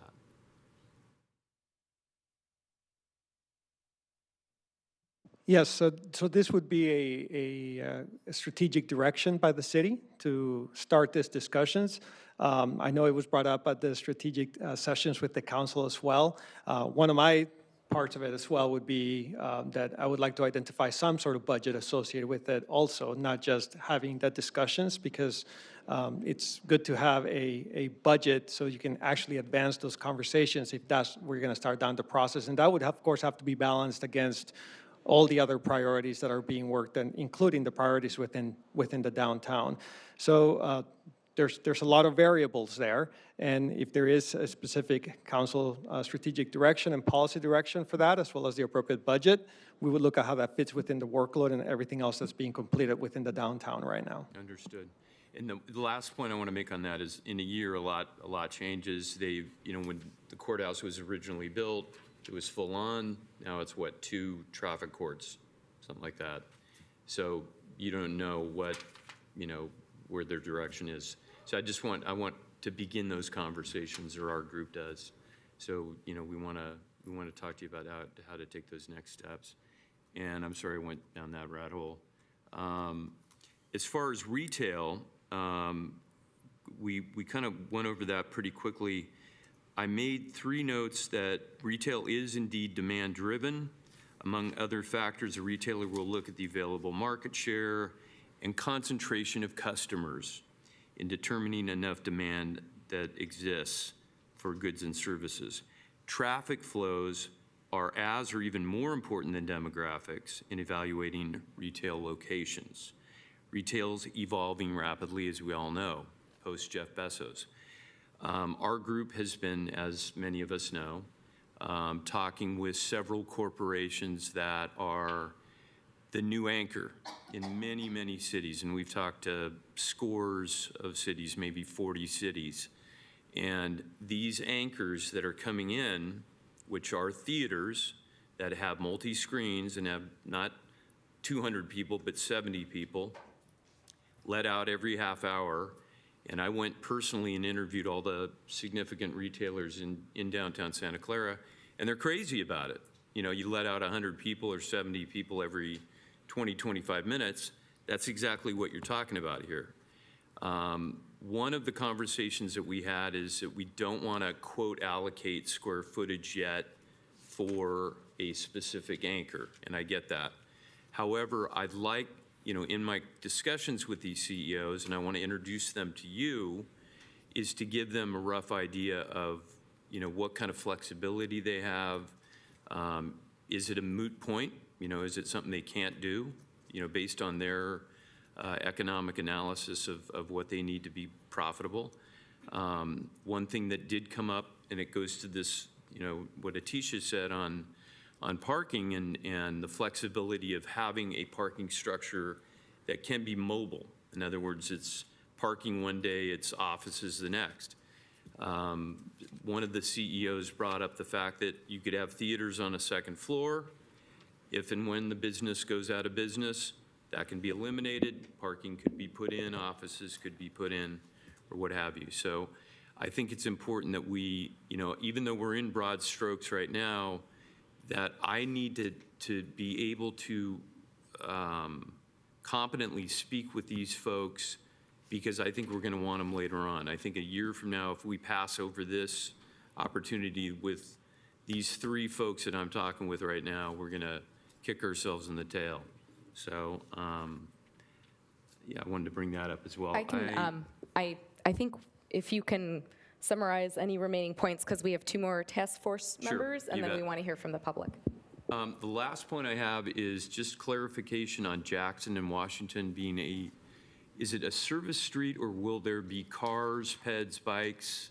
And I realize you have to have service for hotels and an area for that, but Yeah, no, it would be mixed circulation, but, you know, the reason it's Service Street is because if we have above-ground parking garages, you know, they'll need to face one of the streets. So Exactly. it sort of becomes the sacrificial street of where those entrances go. Right. But it doesn't mean it wouldn't have, you know, sidewalks and, you know, other modes of travel, and there would be other uses facing it, and the parking garages could also be wrapped or things put in the ground floor, so it's really more in that sense. Yeah, the idea of the street hierarchy was mostly from the public realm design. Like, if you want to put more dollars in public realm design, better materials, better trees, let's put it on Main and Franklin. no, and I get the tree, Yeah. I absolutely get Yeah. that. So it's kind of from that aspect, like, so if I have to compromise and put, you know, fire access and all other accesses and curb cuts and more of those, then I put more of those on these Jackson and Washington. So that's kind of the idea of designing, because all of these design decisions going to start feeding into the design guidelines as we move into the second phase, but we have to start setting the foundation for those now as we are massing the buildings. Got it. And Rena, sorry, last thing. One thing that was omitted was that we've all talked about is a trolley going down Franklin. And I think Santa Clara University was gracious enough to say that it would be able to go through Franklin, through the university to the train station, which would alleviate a ton of potential parking. So, and I'll stop there. Thank you very much. Matt, you want it, or Mr. Thompson, or mic off? Mic off. There you go. Yeah, I'd like to thank you for the work as well, and for staff. I know sometimes it's hard to be responsive to an eager group, and I feel like we've been cared for, so thank you for that. I really have questions more than comments. I think my sense through this process is that the option one has been a clear vision that we've had.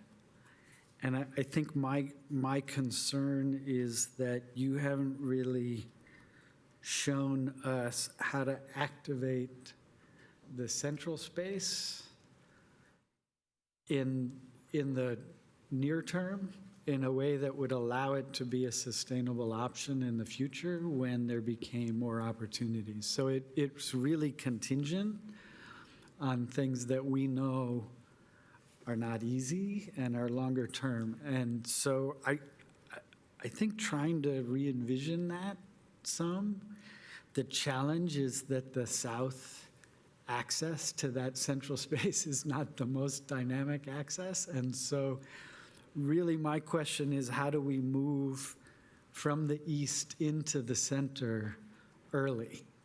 And the fear, let me just make sure, and then I'll let you answer the question. I have one more.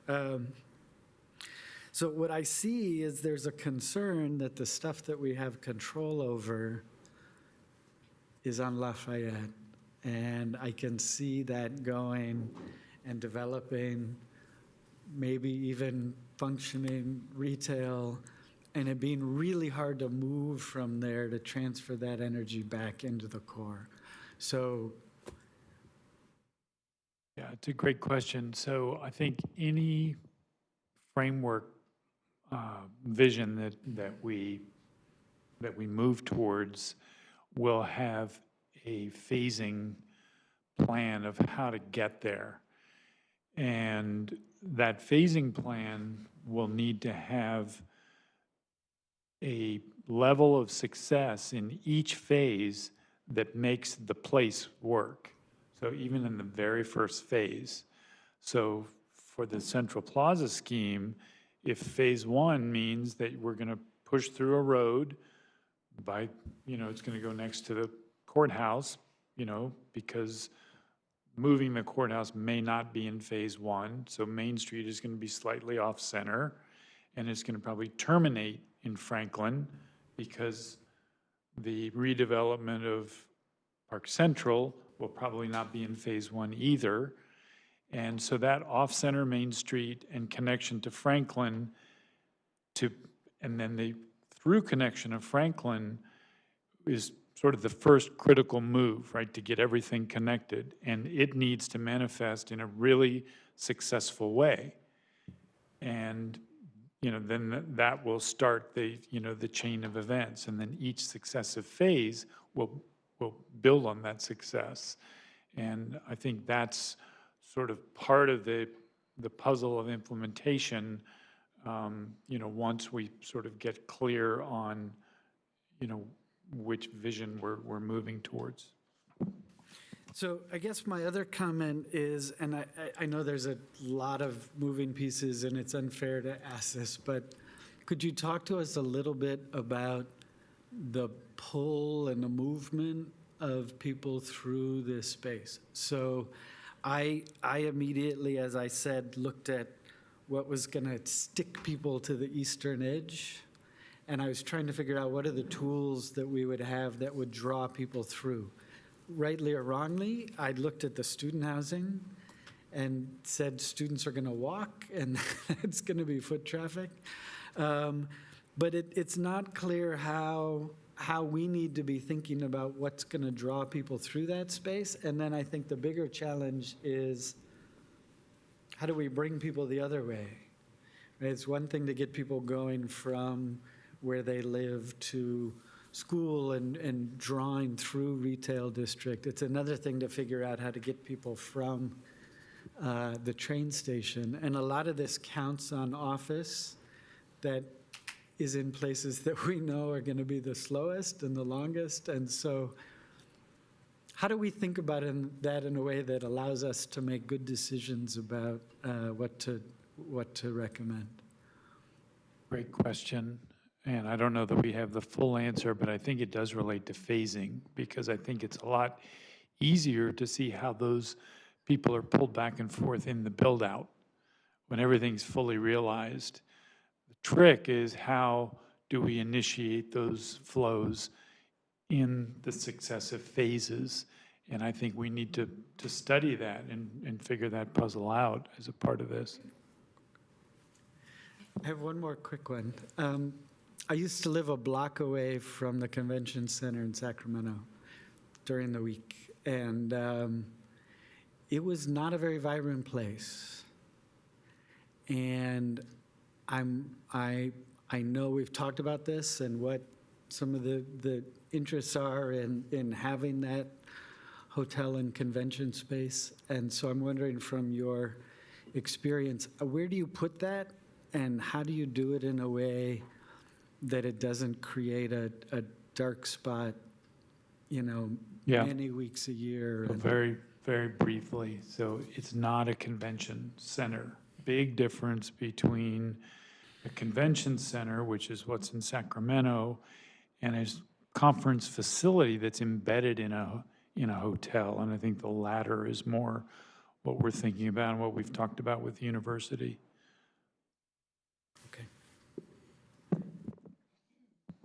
All right, I'll try to run through these pretty quick. The more important ones are towards the end.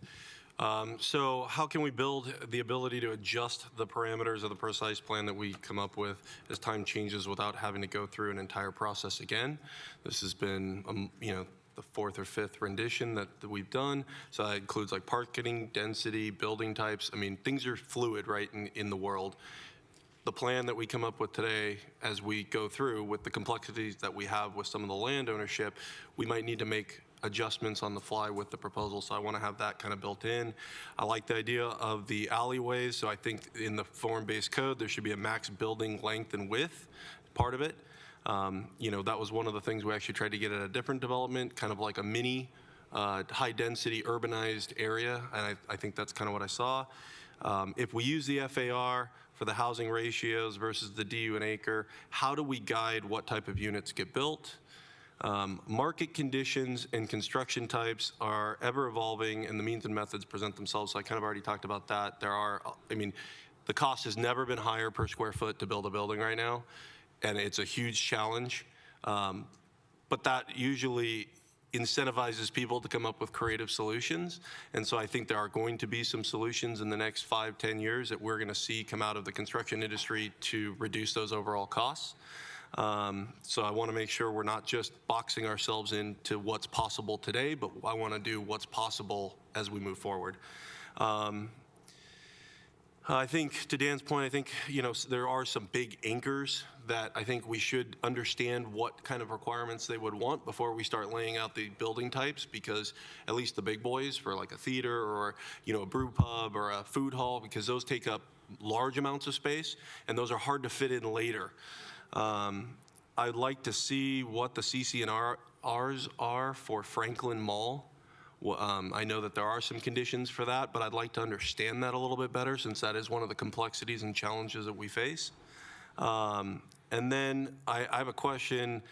Does it make sense, and is it possible for the city to entitle their own land, but prior to ground leasing or selling the property? You can answer later, but that's just a question. Obviously, entitled land is usually worth more than non-entitled land, and we talked about 5 million an acre versus entitled land might be 12-15 million an acre. So I'd like to understand that. And then I get to my bigger point, which is this process on the task force has been a little underwhelming. And I say that because, in your guys' presentation that you guys gave us, you guys came with, and you guys activated us in that presentation. It was a very collaborative meeting, and I really was hoping to see more collaboration versus more of a procedural meeting.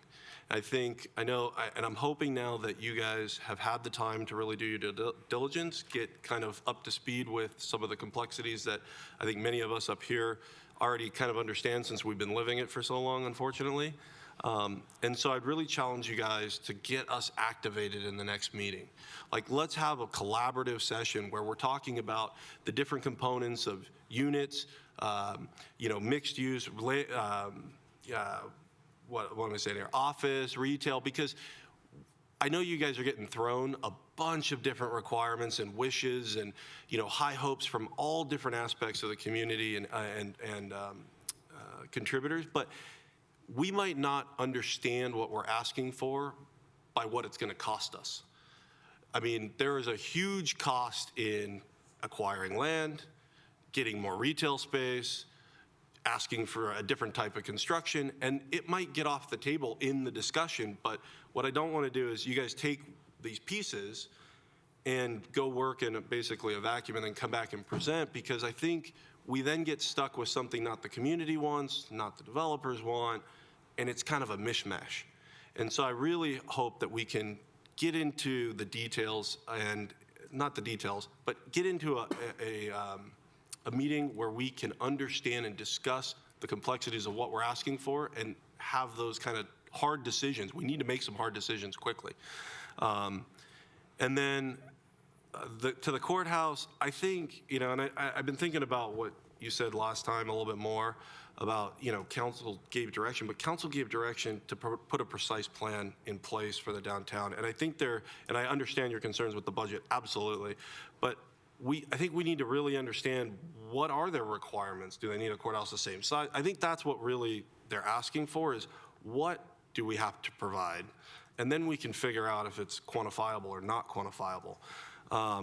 And there's other creative solutions. I know that you and I have spoken that we need to provide them 126 parking spaces in perpetuity, but maybe they don't need that anymore. Maybe they're willing to relinquish it for, I'd hate to say it, for free, and nothing ever is free.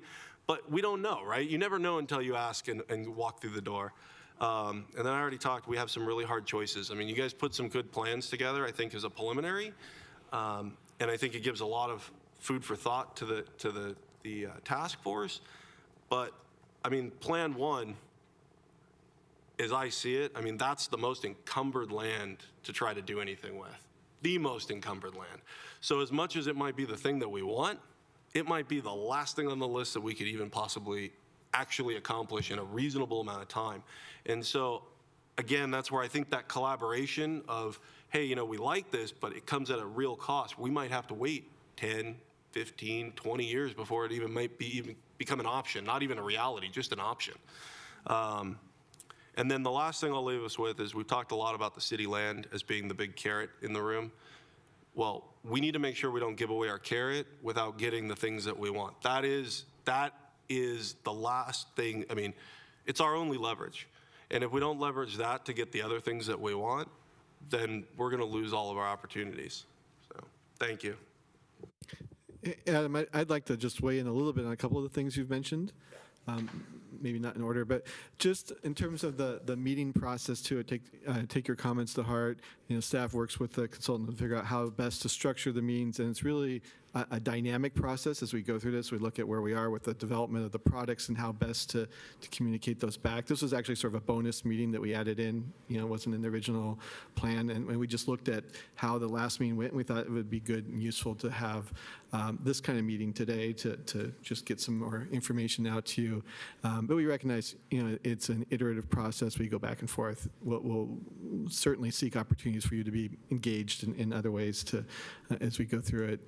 And then on the comment about entitlement, I just want to add on too that, you know, one of the end products of this is rezoning of the site. So that's really the heavy lift in terms of an entitlement process.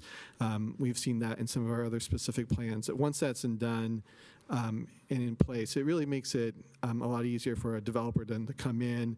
They still do their project-specific design work through a city review process, but even some of that could end up being ministerial under the state law sometimes.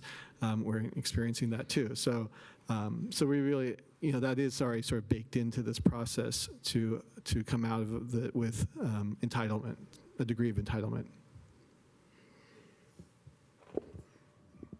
Great. So I don't know if, I think WRT, you have just a couple slides just to, I think, reframe our next steps. And then we have public comment, where I know there are a lot of people here, and we want to get to you guys.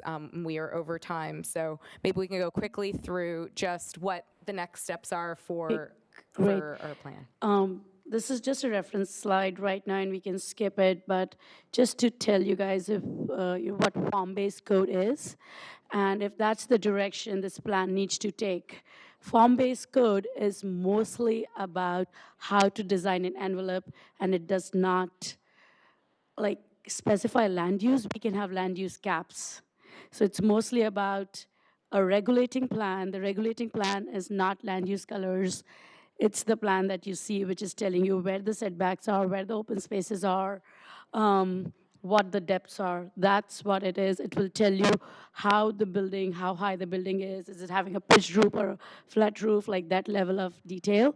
But it is very different from a zoning plan, and that's a very,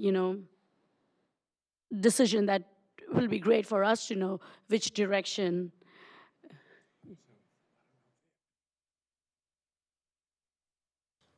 Next steps, yeah. So just kind of giving as a long picture direction as we go to the next step. So we discussed some of these things, and we wanted your preferences and flexibilities. That is good to know. I, as a millennial, would still push for lower parking ratios. That's something I am really supportive of, but there is market dynamics we need to respond to. That does not mean we set that as the minimum parking ratio. We can still set minimum parking ratio, and the market can provide more, but that's just me. We are in phase 2, and the big thing that we are looking forward to is our next round of larger community engagement, which is the workshop on April 9th at the Senior Center.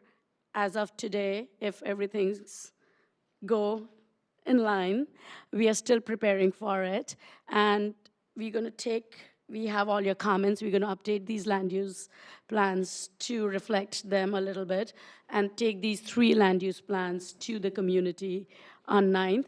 And a similar exercise we will repeat with the meeting in the box and online engagement to get communities' feedback on the current land use plans. So that's the big item, and we'll take all of these comments in and move to a preferred plan by end of April, mid-May.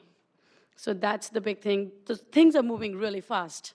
We are still trying to keep, even though we moved, we are still trying to get you guys an admin draft by end of October. We are still not moving our deadline, our final deadline, even though things are moving otherwise. So next 2 or 3 months, things are going to move really, really fast. And the next community meeting is going to be more collaborative. We're going to have breakout tables and going to have those in-depth conversations. This is a great setup, but at times for those conversations that you're wanting, Adam, we might just have to sit in a smaller groups. This might not be the right setup for that. So we are going to do the breakout tables at the community workshop. Great. Thank you. And I do want to emphasize there's one thing that's not on this plan right now, which is we are going to bring forward a council study session in the May timeframe. And so this is an opportunity to bring the plan, what we've presented to the task force, all the information we've received to date, and get further direction from council. Are we headed in the right direction? Get their nod as well. So we're going to move to public comment. And we know we have lots of folks here, so if you can line up. And I should have introduced or mentioned at the beginning of our meeting, we do have our 3 council members here who are observing the meeting. We have Councilmember Davis, Councilmember Watanabe, and Councilmember O'Neill. And I just wanted to mention that. So thank you, and thank you, Mary Grizzle. I think you're our first speaker. Thank you for this session, and thank you to all the participants. I want to first add, before I forget, because I lose my memory a lot, is that how important it is that we go with a form-based code. We need to have that. But you made a comment that about someone in our group being the mean one. You were probably referring to me. And the reason I'm saying this is because I am going to be the mean guy tonight. First of all, I don't know how many of you saw the meeting last night. We were denied having a representative for our district. I'm very displeased that we do not have a representative representing us in District 5 because of all the many complexities and issues that we have, especially with the downtown. One of the things I'd like to say is that there's no reason why we cannot have negotiations with the courthouse. And I'll tell you why. Because we're not saying we want you to have it done immediately and we want money up front or anything. We want talks to begin because it takes 2 years for the courthouse to move. I know there's 3 components to move in the courthouse. There's the county, there's the city, and there's the state. And I've already scheduled a meeting for the county. I want something done immediately on this. I want the city to start negotiations immediately so that if in fact maybe you guys can move them into this area here, that we could start building that section along with in the first phase. And if not, well then maybe the second phase, but at least we'll know where we stand with the courthouse. I'm not going to press the issue on Prometheus, but I think the courthouse is my main priority. And I think that since we don't have a representative for District 5, this is what District 5 needs and wants. This is what from all of the people that have written to me regarding what is their most important thing right now is that I speak up and be their champion. And that's what I'm doing for the city of Santa Clara. I want to champion, I want to be the champion for the people. Thank you.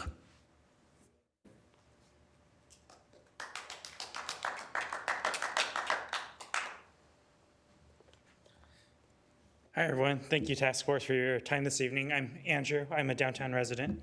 I I really appreciated a lot of the comments and the feedback that the task force gave. I really agree on the prioritization of figuring out the anchors in this project, because I think, like we've seen with recent projects in Santa Clara, like Target and Whole Foods, really define those projects when we're redeveloping those areas. So being able to figure out what kinds of anchors would even be interested will help set the whole tone for the whole project. And I would love to echo Mary's thought on the courthouse, that we don't have to enter contract negotiations to find out what is even possible with moving the courthouse. And I would love to see some action done on that. Thank you all for your time tonight.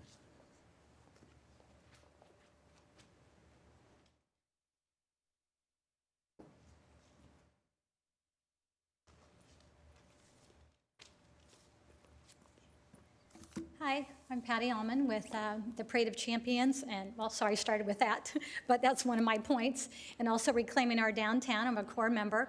So I think since we're starting on phase one and we have a limited space, I too would like to see negotiations or at least talks on the courthouse. We need to start, when we start phase one, we need that wow factor. I think, you know, I like the central location for entertainment, but that could be years before we get to that part. And I feel like phase one needs to have a really cool mini center somewhere in there starting out, so people will come and be amazed by the downtown in the very beginning, and that will draw people in right away. And the reason I brought up Parade of Champions is, you know, we're going on our second year of having the parade, and the parade is on part of that route. And I'd like to see, when the parade and all the 10,000 and more people come during phase one, that they have a place to go to and a great beginning of our downtown to start right when they start. So I appreciate everything going on here. I really loved just all your drawings, and I'm excited about the downtown. And just seeing this just gives us hope that this is going to happen right away.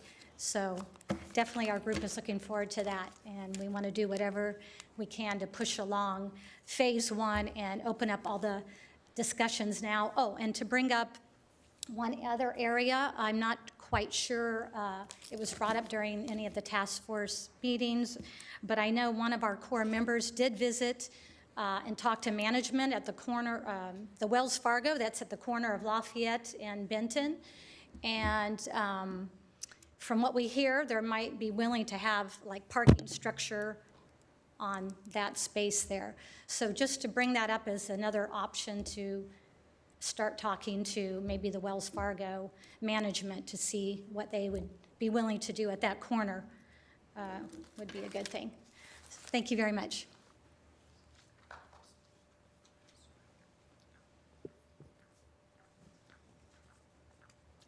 Hi, Bob O'Keefe, longtime resident Santa Clara.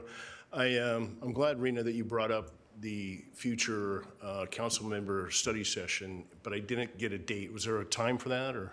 It's in the May timeframe. I don't have the date off my head, but we will send out a communication. Okay, because I think that's very important. I notice that we do have 3 council members here, and there's usually a council member or 2, usually it's the same 3 that pop into these meetings, and then we can really hear and ask them questions such as, you know, maybe future direction to staff to start looking at, you know, possibly discussions with the courthouse and getting that moved. Because as the other speaker said, I can see that from working with the state for 30 years, I can see that being over 2 years to move that. So the sooner that we can get some feedback from the council itself, I think would be great. So thank you.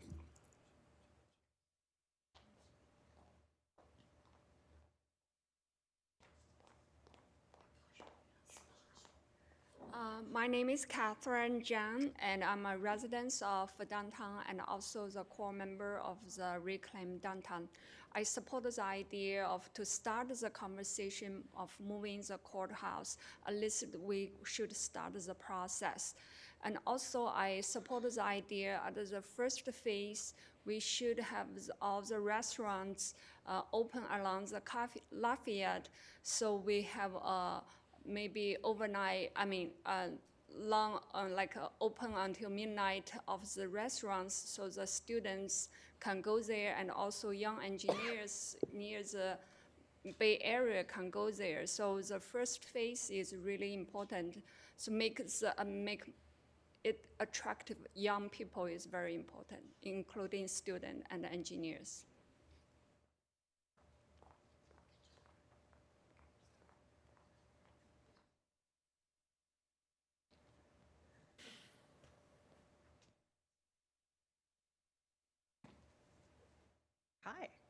Hi, Patricia Leung, Oakwood Residents Association, Onyx Chelsea, speaking for myself.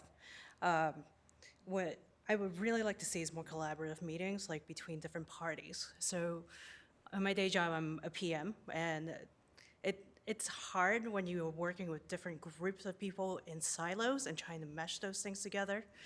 One group of people might be asking for something, and then another group might be asking for something differently, and they're not communicating with each other. So there's like not alignment between the groups of like what should be done. So I would like to see more, I would like to see like what the developers are saying and like have a better understanding of why they would be pushing back on some of the things that we want, that we're asking for. Looking at the state for the courthouse and stuff. So like just having a better communications between the different groups would be very helpful for us to give much better feedback that are actionable. So, thanks.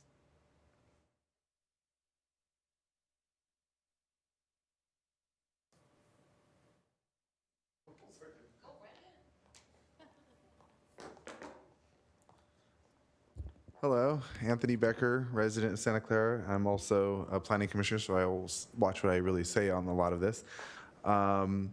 I gotta say, back in 2016, when I had a lot more hair and I was just on the verge of 30, I was thinking this was a dream, and now being here in this room with everybody and seeing these plans, it's a reality.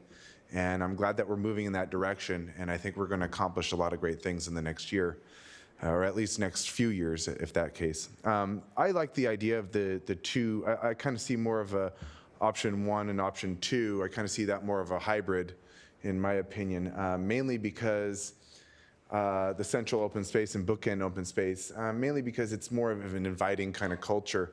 One thing I've noticed around the community is, well, first off is the side of Lafayette towards the university should be really used towards as a movie theater.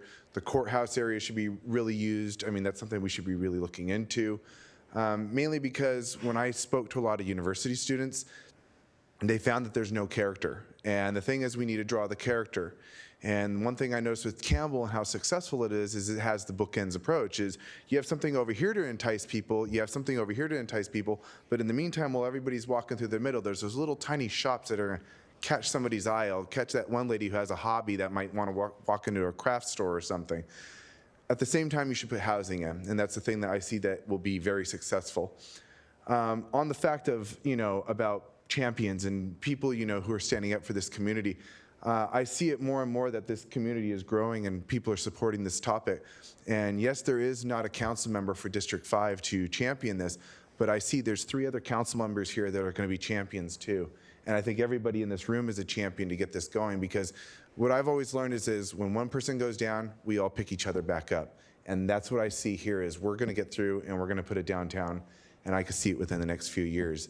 But like I said, we need to have something between the central and bookend kind of plan, and we really need to start making more negotiations with the courthouse. Thank you very much.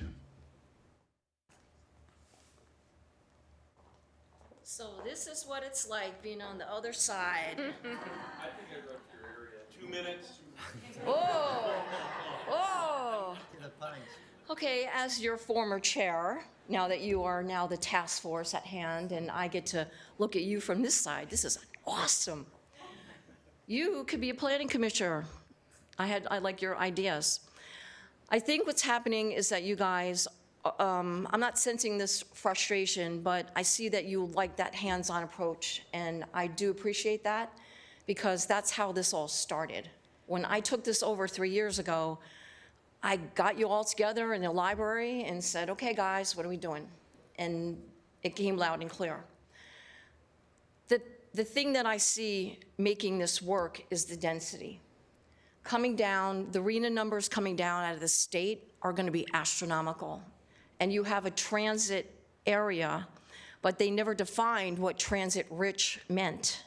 So I'm hoping that you are amenable to having high density there. You're going to need it to support this. Courthouse, yes, I was in that meeting. I think that was Anna and Mary brought the courthouse people, the county people, to us to have a meeting with Andrew. It was stated if we wanted to move the courthouse, it was going to cost us the money. So to move forward, a feasibility study to understand who's paying for what and how this is going to work is essential. And I know that that is coming up. I got called out by Bob O'Keefe. He said, I put you on the spot. Thank you, Bob. So bottom line is, you are moving in the right direction, but it's like, what can be built, what is available to be built, and I think that our staff has articulated that to you, that what is available is probably going to be the easiest thing to do. I am in favor of number one, because that's what you all wanted. And sitting down with students from Santa Clara University was they wanted some kind of center core. But with the second proposal is the opening or the grand entrance. And I think we always wanted to have that Franklin Street worked with the university. As Crochet and Butch Coyne have said in the past, we need to open up the Vatican Wall. And they are doing that.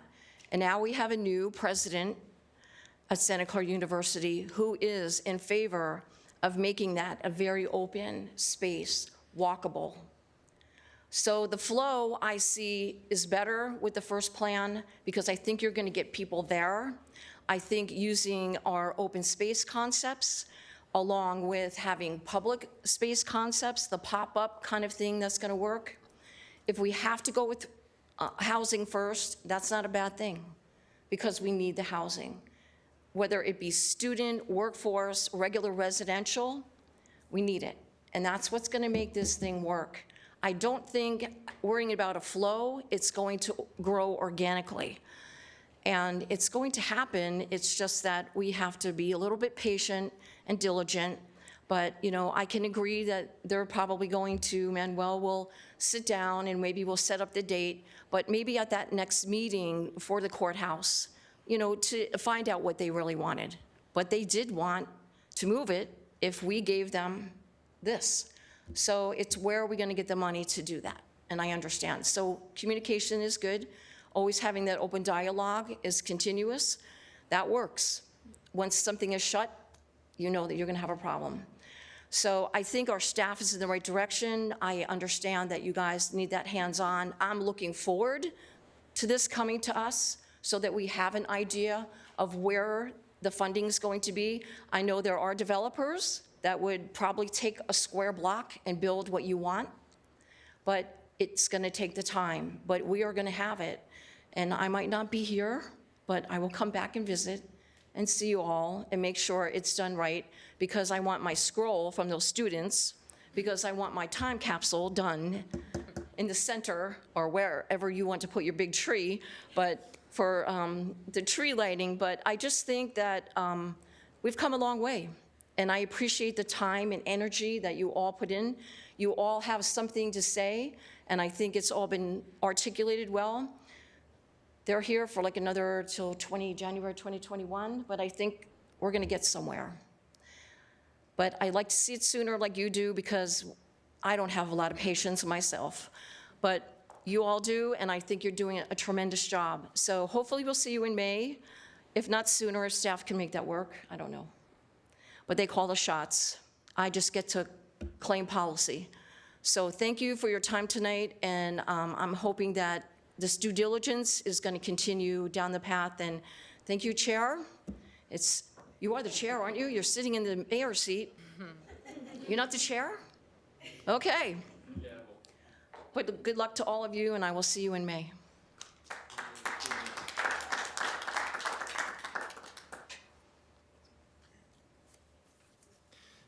I just want to mention that we have from the university several students who've been working on this project on campus for several months now. So Nick, Angie, Graham, and Caitlin are here to talk a little bit about their research that they've been doing and bring a university perspective. And I personally, and on behalf of the university, want to thank you for the hard work you've been doing to bring this information together. Yes, thank you for that very grateful introduction, Butch. We appreciate it. Caitlin is unfortunately not here. She actually had class, but we're doing the good work for her here as well. So yeah, like Butch said, my name is Graham Hugo. I'm one of the seniors from the Santa Clara Department of Environmental Studies and Sciences who have been working for our capstone project on this kind of revitalization. I guess it would be a partnership with the city of Santa Clara to help improve the downtown.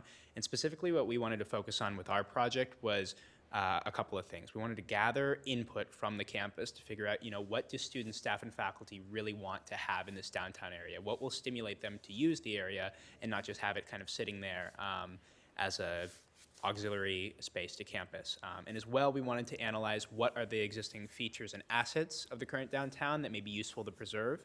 As well as looking at other downtowns in the area that may have useful features, businesses, or ideas for us to use that we can implement in our new downtown area.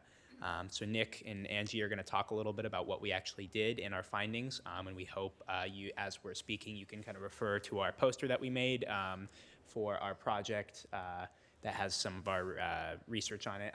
Apologies if you can't read it exactly, but some of the general ideas are displayed in the figures, which should be pretty representative. So thanks.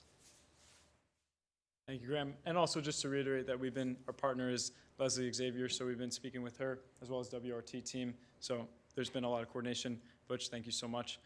So going off that, what Graham just said, going into our methods, we were focused on, we did a walk audit of the downtown area with a PEDS walk audit. And then we also were able to garner over 700 responses from university staff, students, and faculty, pretty representative of the percentages that we see at the university.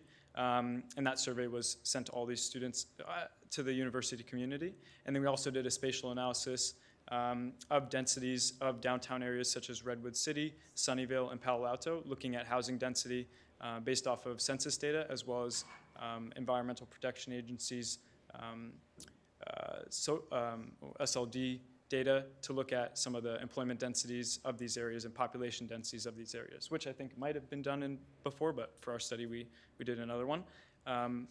And with that, we also were able to explore some of these downtown areas and do a walk audit of those areas, take some pictures, see what they looked like, and we were able to perform that. So Angie will talk a little bit about what our findings are. Yeah, I think WRT and kind of everybody here has really touched on some of the points that we have concluded with our study, but with our walk audit and kind of all of our spatial analysis and exploring the other downtowns that we thought were comparable to our Santa Clara vision, we really thought that increasing those business densities was super important, especially coming from the survey. We can see that a lot of students, staff, and faculty are really urging for that to happen, and really include the community in more events. I think community events, so having that central location right off campus would be really amazing for students and faculty to gather. And then really looking at safety, so improving pedestrian-oriented lighting. Right now it's really focused on the road, which is great, but also looking at kind of improving walkability for all of the people who we want to come to our downtown area. So improving that pedestrian-oriented lighting, but then also improving crosswalk aids at a lot of these major crosswalks that don't have them already. So those were kind of just the condensed findings that we had. So thank you. And then, sorry, just quickly for those who can't see, to draw your attention to the figures, you'll see the pie chart. Represented in red are the survey respondents who are unsatisfied with the current downtown. Green are the ones who are satisfied, blue are the ones who are ambivalent. Blue are the ones who are ambivalent. They don't know, yeah. And then the word kind of bubble we have there on the right, that shows some of the most common words that we found in our responses. So you can see clearly that restaurants are a very big, big portion of what students want. Just an indicator, not necessarily an absolute. Yeah. And then outdoor seating and dining is definitely a big kind of front runner for what students, staff, and faculty want to see. We kind of heard a lot mention about outdoor area space in the beer garden. That I think should be emphasized as a positive and something that would garner a lot of visitation. And then finally, you'll see our little footprint diagram that we have up there. Those are the streets. We represented the streets of downtown Santa Clara, Monroe, Madison, Benton, Homestead, and Lafayette. And unsurprisingly, Lafayette we determined was the least walkable street in the area. So if we're going to put some planning initiative into making the area more walkable, that should be our first priority. Whereas Monroe is on the far right, the green footprint was the most walkable. So perhaps if we need ideas or kind of a general guideline to see how we want to incorporate, kind of make the town more cohesive and look and have similar features, Monroe may serve as a useful standpoint. Thank you. Thank you. Very good work. And we're over, but maybe we can just have one, two last if you're dying to say something.